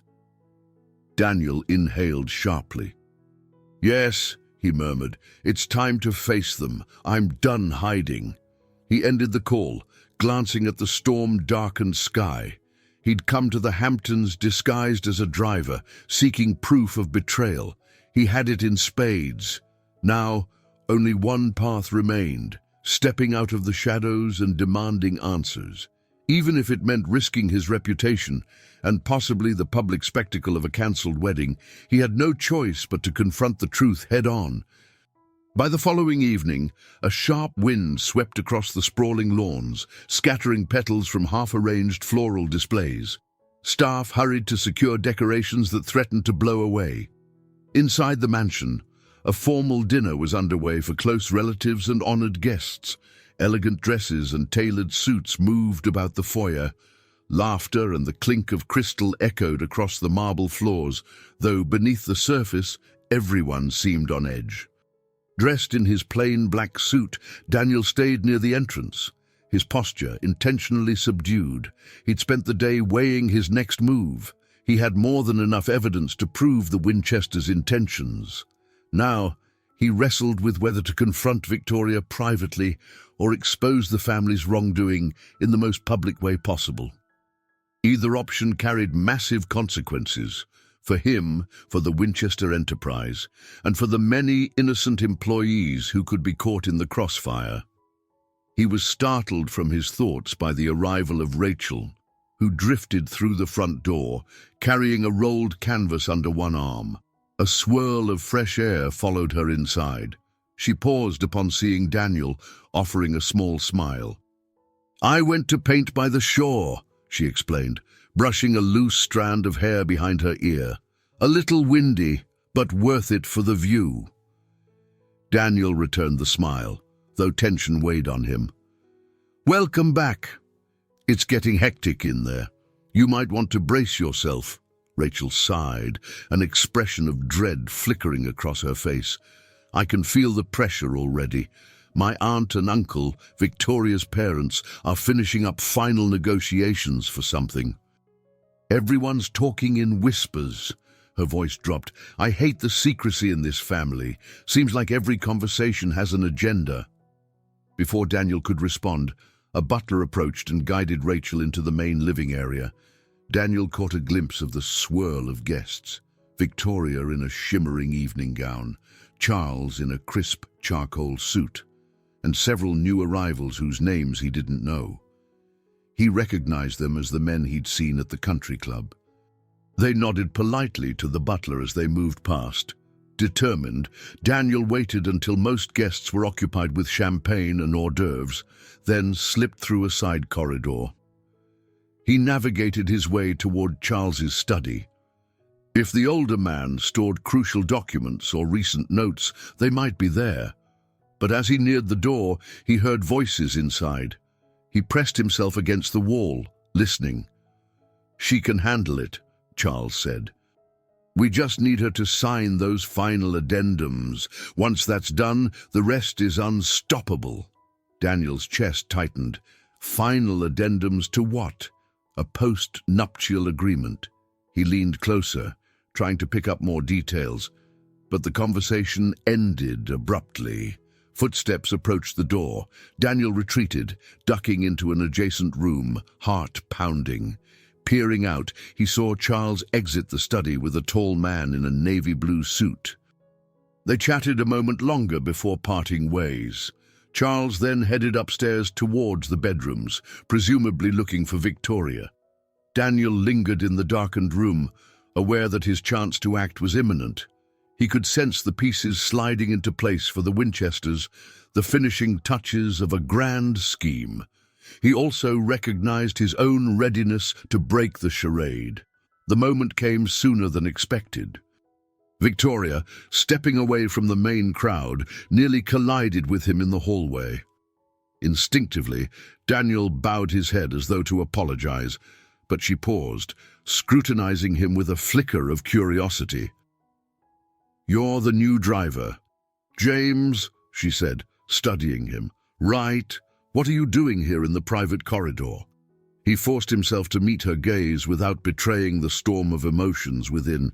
"I'm sorry, Ms. Winchester. I was asked to find you and let you know that your father wanted a word."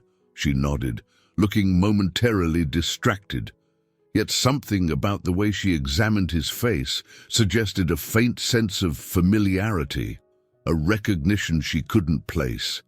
He held his breath, unsure if the game was up, but she merely tucked a strand of hair behind her ear and brushed past him. "All right, thank you," she murmured as she headed off toward the study. Exhaling, he realized that the confrontation he yearned for was near, maybe not this second, but soon.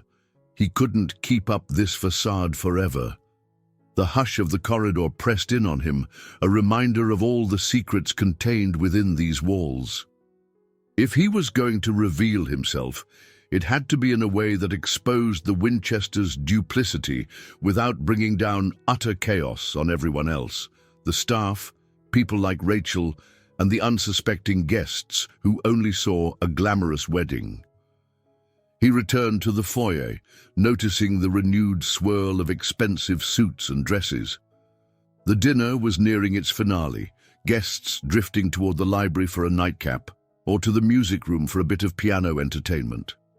As he stood by the grand staircase, he caught sight of Rachel, who gave him a kind, questioning look from across the room. He offered a faint nod, silently promising himself that once this was over, he'd explain everything, or at least try to.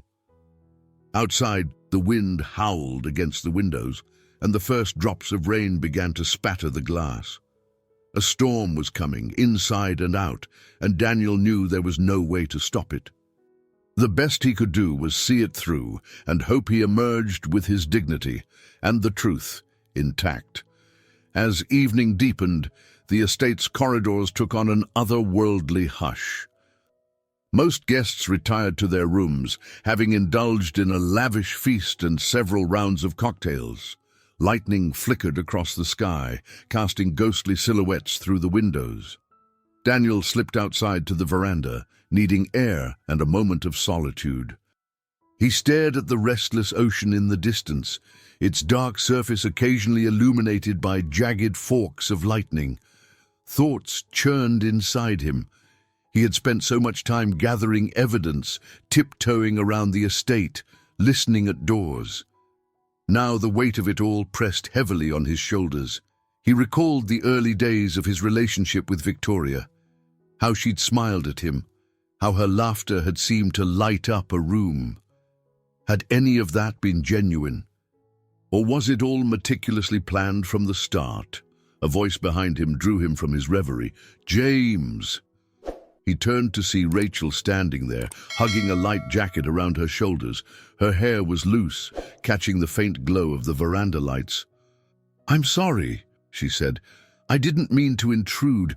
I noticed you come out here and, well, you look like a man with a lot on his mind." Despite his turmoil, Daniel managed a small smile. "That's one way to put it." She took a step closer, following his gaze to the turbulent ocean. "I've lived around here all my life, but storms like this still unsettle me. My mother used to say it's the Earth's way of reminding us how small we are." She paused, studying him.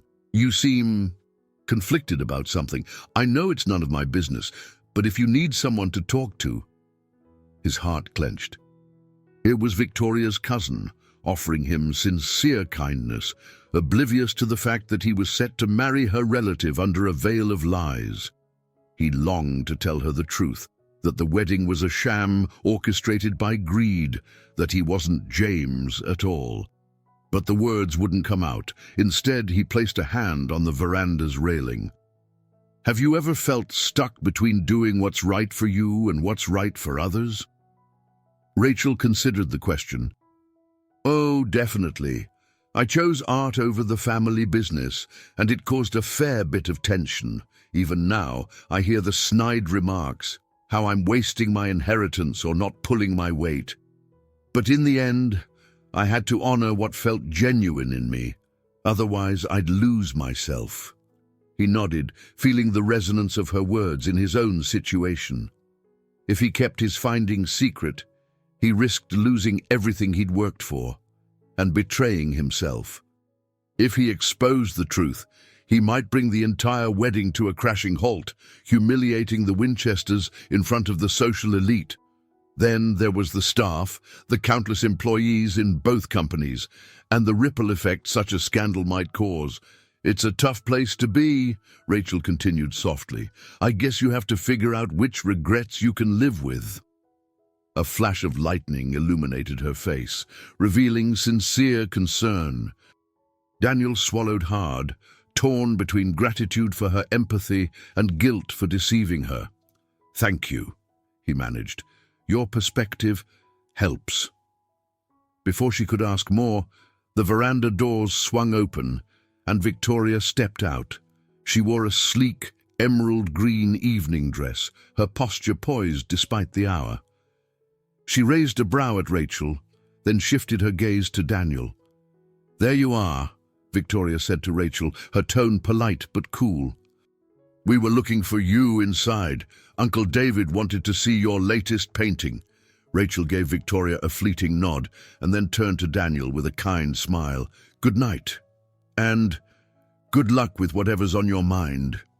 She left, the soft click of her heels echoing against the tiled floor. Victoria lingered, eyeing Daniel as if she couldn't quite place him. "James, isn't it?" Daniel inclined his head. "Yes, Ms. Winchester." "Anything I can do for you?" She hesitated, a flicker of recognition dancing across her features, perhaps a trace of Daniel's familiar shape, or maybe just curiosity. Another rumble of thunder broke the moment. She cleared her throat. No, I suppose not. Thank you anyway." She disappeared inside, and Daniel stood alone once again, the storm raging around him. But in the midst of the wind and the pounding surf, he felt a curious sense of calm growing in his chest. The time for tiptoeing and half measures was nearly over. Rachel's gentle reminder had crystallized his resolve. If he continued living this lie, he would lose the last shred of self-respect he had. Turning away from the ocean, he stepped back inside. The mansion's lights glowed brightly, but they felt as cold as the lightning slicing through the skies. Within those walls were people who thought they controlled everything, orchestrating others' lives like pieces on a chessboard. Yet amid the tension, Daniel felt a renewed certainty take hold. Soon, he would reveal his true identity and the hidden conspiracies that threatened to unravel far more than a single wedding day. The following morning dawned with a sense of impending finality. Clouds still lingered from the storm, casting a dull glow over the estate. Daniel, who had slept only fitfully, emerged from his small staff quarters feeling as though he were carrying the weight of an entire corporation on his shoulders. The wedding rehearsal was set for that evening, and after that, just one more day until the ceremony. He stepped into the staff lounge, where Rick and Clara were discussing the logistics of the dinner service. They greeted him with tired smiles, but Daniel couldn't muster more than a brief nod. He had more pressing matters to consider. Having secured a few precious minutes alone, he went to a quiet alcove by the kitchen entrance and checked the burner phone. A single text from John read, "Situation urgent. We need a decision on how to proceed." For a long moment, Daniel stared at the message. The line between deception and honesty, between self-preservation and compassion, had grown razor-thin. He could, at any moment, walk into that mansion's grand foyer, tear off the mask of James Whitley, and confront Victoria and her family in front of everyone. Yet the fallout would be catastrophic. Maybe the only way was a direct, private confrontation first, one that would give Victoria a chance to explain herself or retreat before everything exploded. He texted John back, planning direct talk with Victoria. "Keep legal on standby." Then, steeling himself, he went to find Victoria. It took some time, weaving through hallways alive with decorators and staff. Eventually, he spotted her at the far end of a sunlit corridor, reviewing floral arrangements with one of the wedding planners. Summoning his courage, he approached quietly. "Ms. Winchester," he said, forcing calm. "Might I speak with you in private?" She turned, flashing a polite but puzzled smile. "James, right. We're in the middle of finalizing the floral arches for tonight's rehearsal. Is it urgent?" "Yes," he replied, setting his jaw. "It's about a personal matter. It won't take long." Her brow furrowed, but she nodded. With a quick excuse to the wedding planner, Victoria followed him to a smaller side room intended for storing decorations. Crates of ribbons and vases lined the walls, leaving a narrow space where they stood face to face. "All right," she said, crossing her arms. "What is this about?" Daniel's heart hammered. He took a measured breath, recalling her once familiar face, the curve of her cheek, the gentle slope of her nose. "I know this sounds out of place, but I think you should know something about your upcoming marriage." Victoria's expression tightened. "My marriage? What do you mean? How on earth would you, a driver, have any insight into that?" He held her gaze, stepping closer. "Because I'm not just a driver." He pulled the small ID badge, Daniel Matthews's official company ID, out of his pocket and handed it to her. "Look at this." She hesitated, then stared down at the card. Immediately, her eyes widened in shock. "Where did you get—" She broke off, studying the photo closely. A flicker of recognition dawned in her features. "This is impossible. Daniel Matthews is your fiancé," he finished quietly. "I am Daniel Matthews, Victoria." I've been here posing as James for the past week. Her face went pale, and she took a shaky step back, nearly stumbling into a stack of boxes. What kind of sick joke? It's no joke, he replied, his tone sharper than he intended. All his pent-up frustration bubbled to the surface. I had suspicions about your family's intentions, and I needed proof. So I came as someone else, to see the truth for myself. She shook her head violently, eyes flashing with anger and betrayal. You spied on us. You lied to me and my family. He cut her off, voice trembling with emotion. And you lied to me, Victoria. I know about the plan to seize my company's shares after the wedding.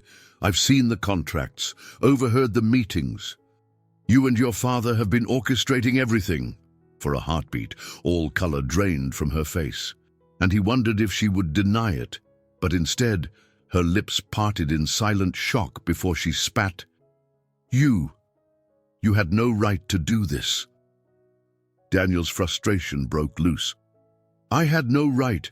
Have you any idea how it felt to realize the woman I loved might be conspiring against me? To stand by, powerless, as you worked with your father to undermine everything I built. Her eyes glistened with something resembling tears, though her voice remained fierce. You humiliated me, lurking around the estate, listening to private conversations. If you had doubts, why not come to me openly, like an adult? Would you have told me the truth? He demanded. No, and we both know it. Tension crackled between them, thick as the humid air outside. For a moment, neither spoke. Then Victoria pressed a hand to her forehead as though battling a headache. Daniel, this is more complicated than you think. My father... She hesitated, glancing at him with a mix of desperation and guilt. He expects absolute loyalty. And yes, we discussed ways to protect our family's interests, but protect, Daniel echoed, letting out a bitter laugh. This goes beyond mere protection. You're trying to take over my company the moment we exchange vows. She stared at him, cheeks flushed, tears threatening to spill. You don't know how controlling my father can be. He wanted me to secure an advantage, but I never intended to ruin you, I swear it. His heart thudded. Part of him wanted to believe her, but the documents he'd found and the conversations he'd overheard said otherwise. Then prove it. Put an end to whatever deals you've made. Walk away from the scheme before it's too late. Victoria's eyes flickered with turmoil, her hands trembling by her sides. A swirl of emotion played across her face. Fear, guilt, maybe even regret. But as footsteps echoed in the hall, she cleared her throat, struggling to regain composure. I have to think. This is all happening so fast. Just don't do anything rash, please. Before Daniel could respond, she slipped out of the storage room, leaving him grappling with a storm of questions. Had his bold revelations sparked genuine remorse in her, or was she simply stalling for time, hoping to salvage the plan? He had no idea which it would be. All he knew was that the lines were finally drawn, and there was no turning back. In the hours following his confrontation with Victoria, Daniel prowled the mansion's corridors, battling a swirl of conflicting emotions. Rage, heartbreak, and an urgent need for resolution all vied for attention. Part of him felt oddly relieved that the truth was finally out in the open. He no longer had to play the unassuming driver while his future in-laws schemed behind his back. Yet the aftermath felt perilously fragile. One wrong move could detonate a bomb that would obliterate reputations, businesses, and personal bonds. As the day progressed toward late afternoon, guests started arriving in formal attire for the rehearsal event. Daniel avoided them all, slipping behind decorative pillars and taking servants' passages whenever a group approached. He was in no mood to exchange pleasantries with people who congratulated him on an engagement they believed to be real and pure. He found a momentary haven in an underused library sitting room. But his reprieve lasted only a few minutes before Charles Winchester stormed in, eyes blazing. The door slammed shut behind him. "I've just spoken with Victoria," Charles growled, pointing an accusatory finger at Daniel. "She told me everything about your little disguise, your pathetic espionage. How dare you violate my home like this?" Daniel stiffened. "I wouldn't have come to these extremes if you hadn't been plotting to hijack my company. Don't stand there and pretend you're outraged when you've been orchestrating a takeover behind my back." Charles's nostrils flared. "What's your tone? You're on my property, addressing the father of your supposed fiancée. That fiancée is half the reason I'm here." Daniel shot back, voice quivering with unspent fury. "You might have strong-armed her, convinced her she needed to do this for the sake of your family's empire, but don't pretend she's blameless. I found her signature on those documents." A flash of uncertainty crossed Charles's face, but he covered it with a cold sneer. "People sign all sorts of papers in business. It doesn't mean a conspiracy. Have you considered that your paranoia might be clouding your judgment?" Daniel barked out a laugh devoid of humor. "My paranoia is well-founded. You want post-nuptial clauses that automatically alter my board's structure. I overheard your conversation with your lawyers. I've read your notes. It's all right there in black and white." Charles advanced a step, and Daniel caught a whiff of expensive cologne mixed with anger.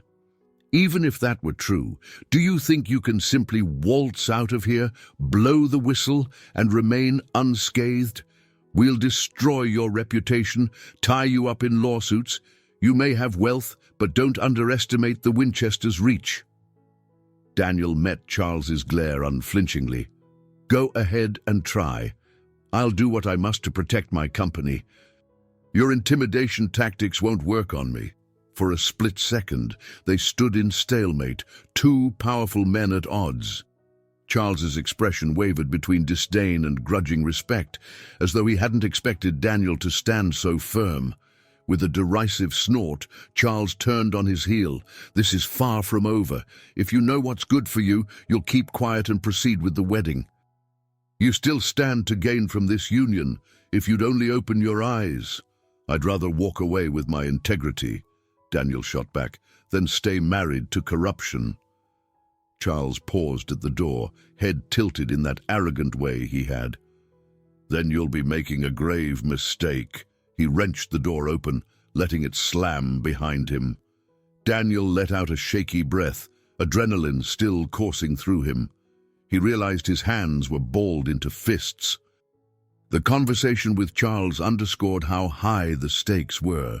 Exposing the Winchesters could spark a public scandal, one that might threaten his own company's stability, yet giving in to their demands would mean surrendering to a miserable, loveless arrangement, or worse, forging a life of constant deception. Moments later, the door creaked again, and Rachel peered inside. Her eyes traveled from Daniel's rigid stance to the closed door, worry etched across her features. "I heard raised voices. Are you all right?" He let his fists relax. "I'm fine. Just an argument with Mr. Winchester." She looked at him for a long moment, as if weighing whether to press for details. Then she simply said, "I don't know what's going on, but please be careful. My uncle can be ruthless. I'd hate to see you get hurt." Her concern touched him. "I appreciate that," he said softly, "but I'm afraid I have to face him, and possibly everyone else, if things get worse." Rachel hesitated, a fleeting sadness in her eyes. "Well, if you need an ally, know that I'm here." Then, with a tiny, kind smile, she withdrew, leaving Daniel to the swirl of thoughts crowding his mind. The time was close for the rehearsal, which was due to start in less than an hour. Normally, a wedding rehearsal would be a cheerful dry run, a chance for family members to stand at the altar, tease the bride and groom, and share in the excitement. But tonight, it felt like a choreographed deception. Any smile he offered would be forced. Any vow he rehearsed would be hollow. Stepping from the library, Daniel walked through the corridors. the hush of the estate broken only by the distant hum of chatter and classical music. He could sense that everything was building to a crescendo. Whether by his hand or by the Winchester's manipulations, the fragile facade of this wedding would soon shatter, one way or another. He pushed open the doors to the grand ballroom, where chairs were arranged for the rehearsal. Rows of seatbacks faced a small stage where the officiant would presumably stand. The air was thick with the scent of flowers and tension. The sight reminded him that in mere hours, he'd stand with Victoria in front of 100 guests, or he'd walk away from it all, exposing secrets that might destroy an entire family's legacy. As the mansion's ornate clock chimed the hour, Daniel's heart thundered in tandem. He knew he was on the brink of a moment that would define the rest of his life. And no matter the choice he made, there would be no turning back. Daniel stood at the edge of the ballroom, staring at the rows of chairs set up for the rehearsal. Guests in formal attire milled about, exchanging polite greetings and nervously joking about the big day. A small orchestra was tuning up in the corner, ready to practice the wedding march. Every polished surface, crystal chandeliers, gold-accented columns, seemed to reflect the extravagance the Winchesters were known for. Yet to Daniel, it felt like a hollow stage for an elaborate farce. Victoria entered through a side door with her parents in tow.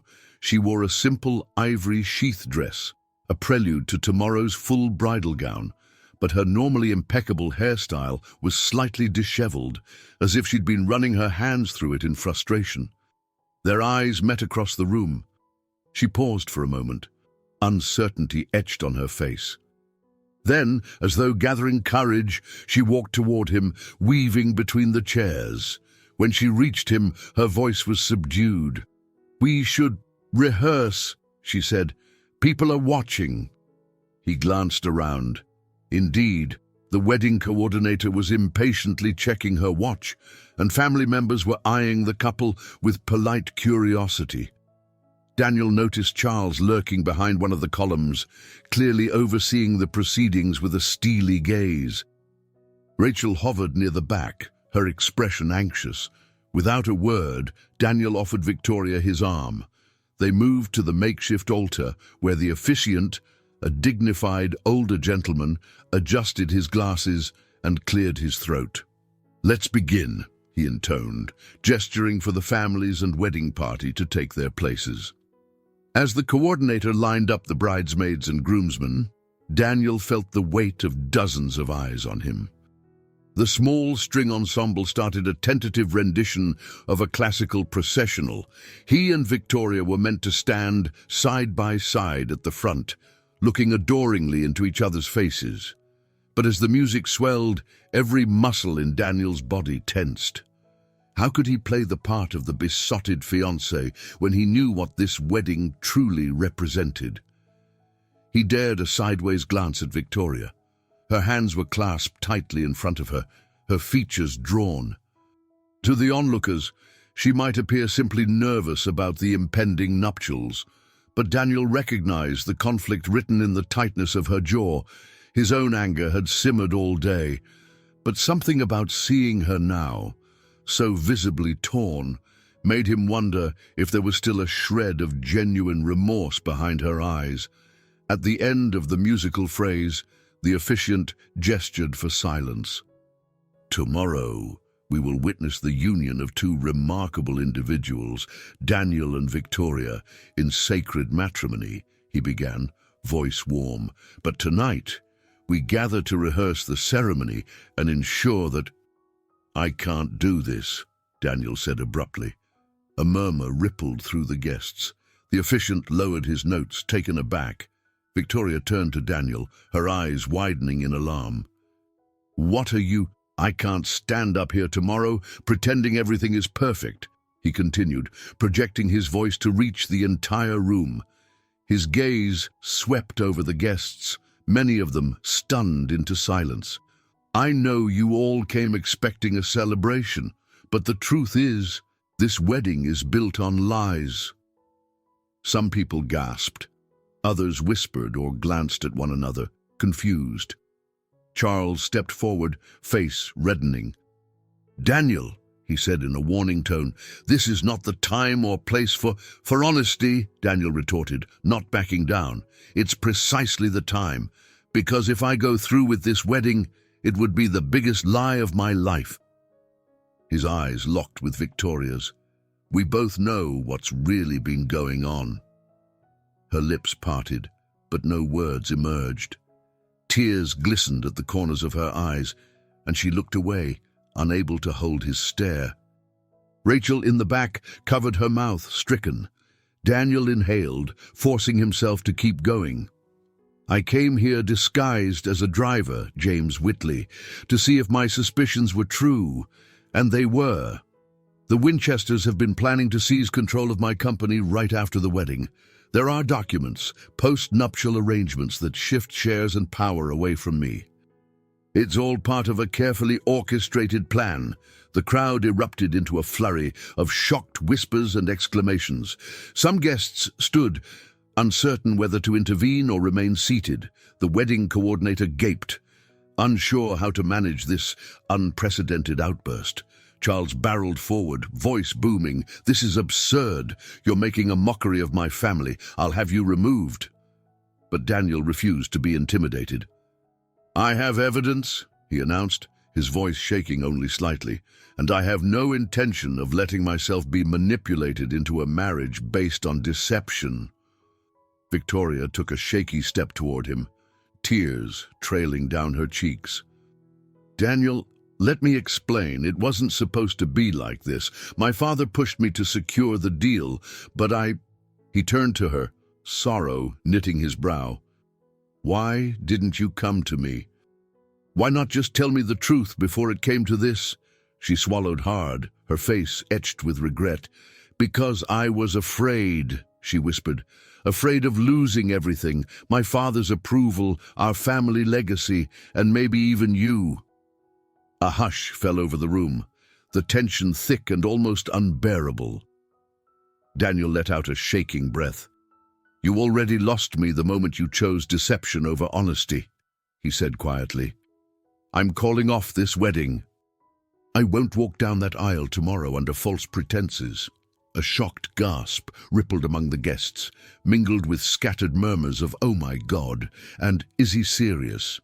In the back, Rachel pressed a hand to her heart, eyes brimming with tears, though it was unclear if they were for her cousin or for Daniel himself. Charles thundered, "You can't do this. The paparazzi, the partners, everyone is expecting." Daniel turned on him. "You should have thought about that before you tried to steal my company. Go ahead and spread whatever lies you want. But I have proof of your plans. Try to come after me, and I'll drag every single document into a courtroom." For an endless moment, no one moved or spoke. Then, slowly, Daniel stepped away from the makeshift altar, turning his back on the entire charade. Guests parted as he walked through them, some too stunned to react, others whispering in dismay. Lightning flashed outside the high windows, reflecting off the polished floor like a final punctuation mark on the night's drama. He paused at the exit, casting one last look at Victoria. She stood frozen, her father gripping her arm, as though to keep her from running after Daniel. A tremor of anguish flickered across her features. But Daniel didn't linger. With head held high, he slipped through the doors, leaving a wake of shattered expectations, swirling rumors, and a future wholly unknown. The aftermath of Daniel's public confrontation was felt immediately. That same evening, half the guests fled the Hamptons estate, unwilling to be entangled in the scandal of a cancelled wedding. Others remained, mostly out of morbid curiosity, unsure whether they'd witness a last-minute reconciliation or an even more dramatic fallout. Daniel retreated to his small staff room, though at this point the guise of James Whitley was thoroughly shattered. All around him, employees whispered in confusion, "He was Daniel Matthews all along." Some expressed sympathy, believing he'd been wronged. Others were simply stunned. The staff lounge buzzed with speculation about what might happen next. Feeling suffocated, Daniel slipped out a side exit and wandered the estate grounds. The previous night's storm had blown over, leaving puddles that reflected the pale moonlight. He had no destination in mind, he just needed to breathe, to think. With the wedding cancelled, he was free, yet his heart felt painfully heavy. He found himself at the edge of the property near a quiet grove of trees. Leaning against the trunk of a large oak, he stared at the distant horizon, where the ocean shimmered faintly under the moon's glow. The magnitude of what had happened weighed on him. He'd just broken off a marriage, humiliated one of New York's most powerful families, and possibly invited legal and media backlash that could ripple into his own enterprise. But none of that hurt as much as the realization that the love he'd believed in was built on shifting sands. As angry as he was, a part of him still ached for the times when Victoria seemed sincere, her laughter, her support during stressful moments, the warmth he thought they shared. Was it all an act? Or was she, too, a victim of her father's manipulation? Footsteps rustled behind him. Startled, he turned, half expecting to see Charles in a rage or Victoria in tears. Instead, it was Rachel. She wore a simple sweater and jeans, hair lightly tousled by the cool breeze. "I'm sorry," she murmured, stopping a few paces away, as though gauging whether he'd welcome her presence. "I wanted to make sure you were all right, or at least as all right as you can be."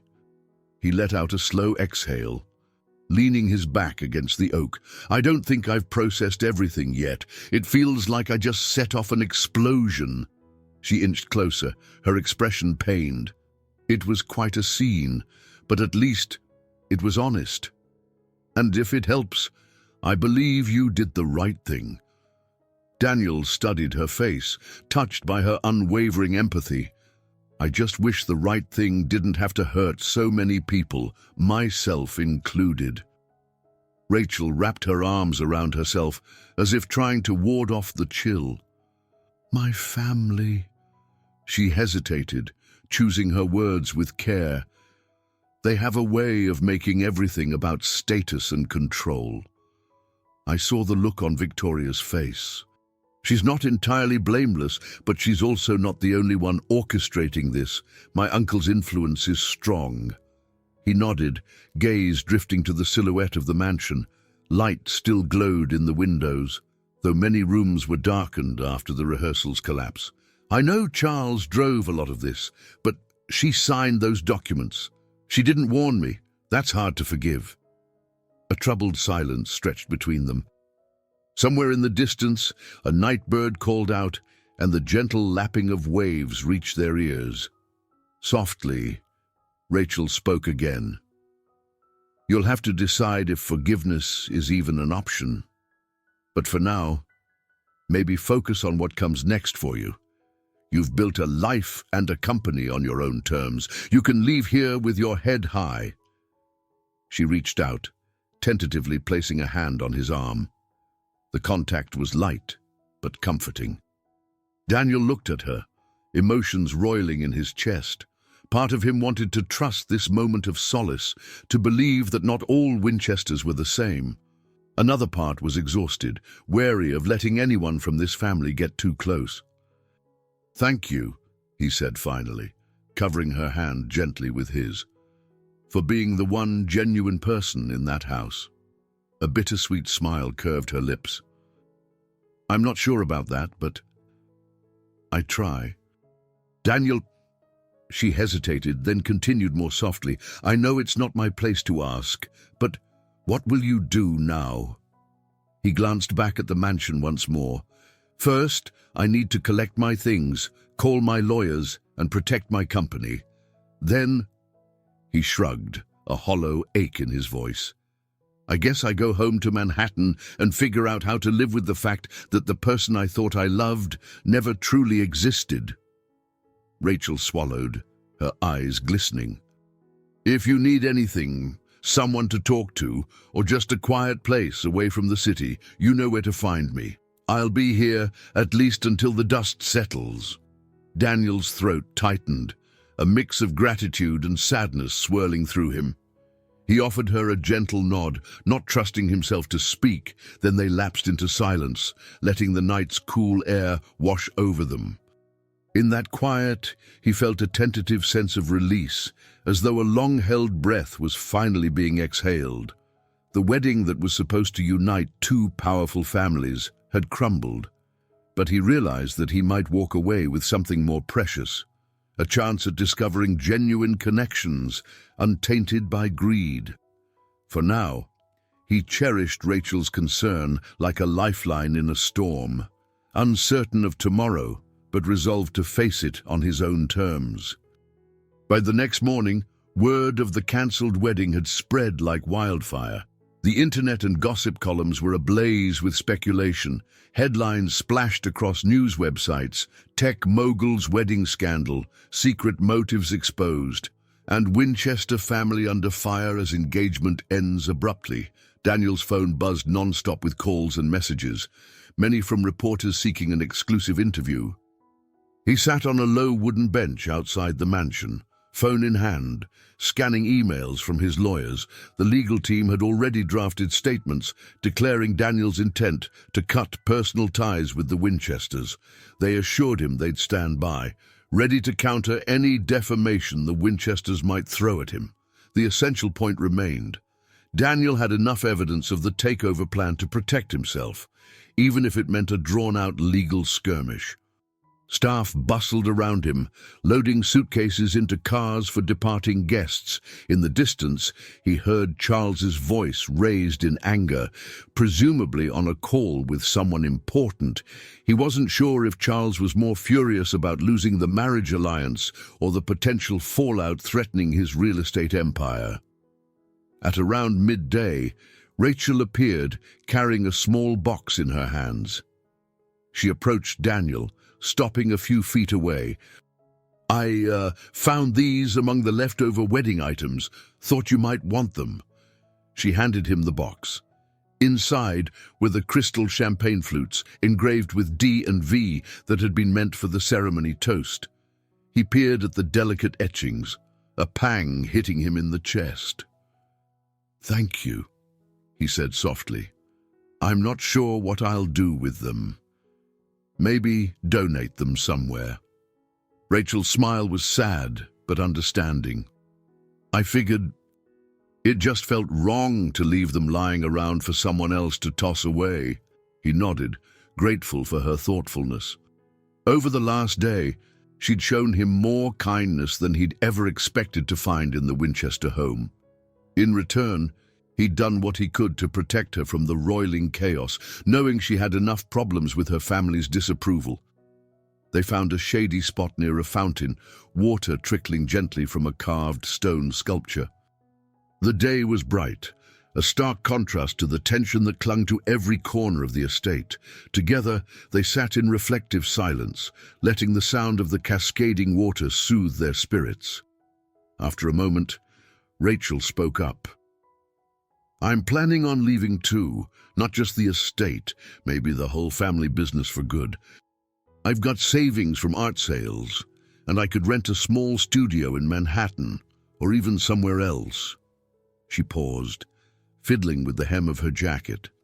Sometimes, one event changes everything, makes you realize what you need to do. Daniel studied her.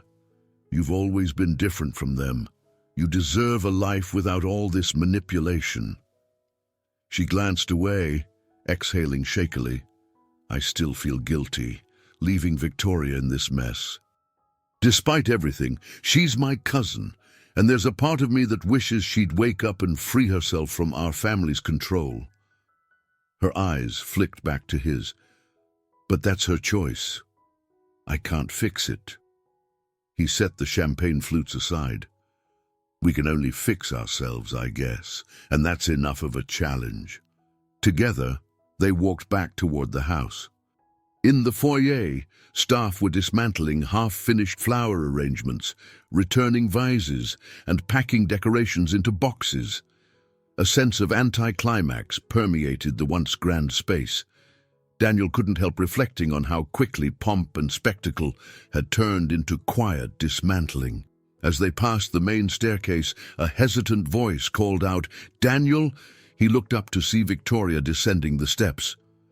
She wore casual jeans and a sweater, her face wan and eyes rimmed with dark circles. Rachel excused herself, offering a supportive nod to Daniel before stepping aside. Victoria walked over, her arms folded protectively across her chest. She drew a shaky breath. I'm sorry," she began, voice trembling. "I shouldn't expect you to forgive me, but I had to say it." Daniel held her gaze, his expression pained. "What do you want me to say, Victoria?" She pressed her lips together. "Maybe I need to hear that there was a time when you did love me, that not everything was a lie." His heart felt heavy. He thought back to their early dates, the laughter, the surprising moments of tenderness. "I loved who I thought you were," he answered quietly. "I'm not sure where the real you ends and where your father's ambitions begin." She flinched. "I suppose I deserve that. Look, I'm returning those documents to his lawyer. I can't undo the damage, but I'm not going to pursue any part of that plan. It's over, and if he tries to force me, I'll say no." He let out a slow breath. "That's something. I hope you follow through, for your own sake, but I can't rebuild trust that's been shattered." Tears slipped down her cheeks, but she nodded. "I understand." "I wish things had been different." Without waiting for him to respond, she turned and walked away, her footsteps echoing down the marble corridor. Daniel felt a twisted sense of closure. He knew it would take time, maybe a lifetime, to move past the heartbreak, but her words signaled a small shift, a choice to break away from Charles's manipulations, even if it came too late to salvage what they once shared. After a moment, Rachel rejoined him, eyes filled with gentle sympathy. "Are you okay?" He managed a tiny nod. "I will be." They headed toward the front entrance, where Daniel had a car waiting to take him back to Manhattan. On the way out, he paused by one of the tall mirrors in the foyer, catching a glimpse of himself standing beside Rachel. The reflection showed two people who'd grown weary of the Winchester domain, each determined to forge a more honest path ahead. Leaving behind the extravagance and deceit felt strangely liberating, like discarding a weight he hadn't realized he was carrying. A week after the cancelled wedding, Daniel stood on the terrace of his Manhattan penthouse, gazing at the evening skyline. The sun had nearly set, painting the horizon in soft oranges and purples. Below him, the city hummed with life, taxis streaming, distant sirens echoing, and pedestrians bustling to wherever they needed to be. He inhaled the familiar scent of concrete and opportunity, feeling a sense of calm he hadn't experienced in months. The days following his departure from the Hamptons had been hectic. He'd met with lawyers and PR advisors, issuing official statements to protect his company from any Winchester retaliation. Though a few tabloids tried to spin lurid tales about him staging the wedding drama for publicity, the more reputable business press largely sided with him, especially once hints of the post-nuptial conspiracy leaked. The Winchesters, meanwhile, retreated from the public eye. No doubt Charles was scrambling to control the damage. Despite it all, Daniel felt an unexpected sense of freedom. He no longer needed to question the sincerity of his fiancée or constantly guard his back. The heartbreak still lingered, but there was hope in knowing he had severed a toxic union before it could inflict irreparable harm. A discreet knock at the terrace door made him turn. John stepped outside, carrying a folder under his arm. Daniel greeted him with a nod. "How are things on the business front?" John offered a small, reassuring smile. "We're stable, considering the circumstances. The board is relieved you dodged what could have been a corporate nightmare. I've also got some preliminary updates on potential new investors. ones not tied to the Winchesters. Daniel took the folder, flipping through the documents. "Thank you, John," he said, scanning the pages. "And thanks for everything you did out there in the Hamptons. I know this wasn't a typical assignment." John's expression softened. "You're welcome. I'm just glad you came out of it mostly intact. Everything else can be fixed with time and resources." He left Daniel to the paperwork, returning inside to handle other tasks. A cool breeze brushed across the terrace. Daniel set the documents aside, letting his gaze wander to the horizon again. He might have lost a wedding and the illusions of a perfect love, but he'd regained control of his life and ensured his company remained in safe hands. His phone buzzed on the terrace table, drawing his attention. The caller ID displayed Rachel's name. He answered with a slight smile. "Hey." "Hi, Daniel," she replied warmly. "How's Manhattan life treating you?" "Better than I expected," he admitted. "And you? Have you gotten away from that estate?"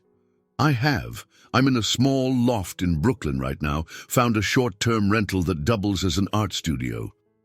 It's a bit rough around the edges, but it feels like a new start." A hint of pride filled his voice. "That's good to hear. You deserve a clean slate." She paused, as if gathering her courage. "Listen, I was wondering if you'd like to drop by sometime. I mean, if you're comfortable. I'd love to show you my latest paintings, and, well, I could use a friend here." His heart did a small flip. The thought of seeing Rachel again, away from the toxic environment of the Winchester mansion, stirred an unanticipated warmth inside him. "I'd like that," he said honestly. "Great," she replied, the relief evident in her tone. "I'll text you the address. No pressure if you can't make it soon, but know you're always welcome." They ended the call with a mutual sense of camaraderie that felt a world apart from the heartbreak he'd just endured. Daniel leaned against the terrace railing, phone in hand, reflecting on how strange life could be. A few weeks ago, he'd been on the brink of tying himself to Victoria in a grand, loveless ceremony. Now he stood free, perhaps a little bruised, but wiser and strangely open to the next chapter. He went inside and gathered his keys. Compelled by a spontaneous urge, he decided to pay a visit to his mother in Boston, a short trip by helicopter or car. She had been calling and texting non-stop, worried about the public drama and his emotional state. He realized he owed it to her and to himself to reconnect, to ground himself in familial warmth that required no masks or corporate deals. Before leaving, he paused in his living room, where the sunlight filtered through large windows, illuminating the tasteful modern furnishings. The box of engraved wedding flutes from the Hamptons sat on a side table, unopened since he returned. Approaching it carefully, he lifted one flute, running his finger over the intertwined initials, D and V. The memory of that confrontation in the mansion flooded back, along with the searing pain of betrayal. But he set the glass down gently. Those initials no longer signaled a promise of a future together. They were merely remnants of a path he chose not to walk. Perhaps in time, he'd discard them entirely or repurpose the crystal for something else. For now, they served as a reminder of what he had learned. Trust can't be bought or orchestrated, and genuine love has no room for manipulation. With that quiet acknowledgement, Daniel secured his penthouse, set the flutes aside, and made his way to the elevator. As it descended, he took in a final deep breath. The city was waiting below, vibrant, full of possibility. So was a life free from deceit and burdensome secrets. Whatever came next, whether it involved rebuilding his heart, focusing on philanthropic endeavors, or even exploring that gentle bond with Rachel, he would face it with honesty. He stepped out onto the busy street, blending into the flow of Manhattan's ever-moving crowd, no longer hidden as James Whitley, no longer a groom bound by suspicious vows. He was simply Daniel Matthews, a man determined to stand on his own terms. And in that quietly resolute decision, he discovered a flicker of hope kindling where heartbreak once reigned, a promise that, in the end, a future shaped by truth could be infinitely brighter than any illusion propped up by wealth or pretense. I hope you enjoyed today's story. Subscribe to the channel so you don't miss more stories like this. Leave a like and comment below what you thought of the story. See you in the next video.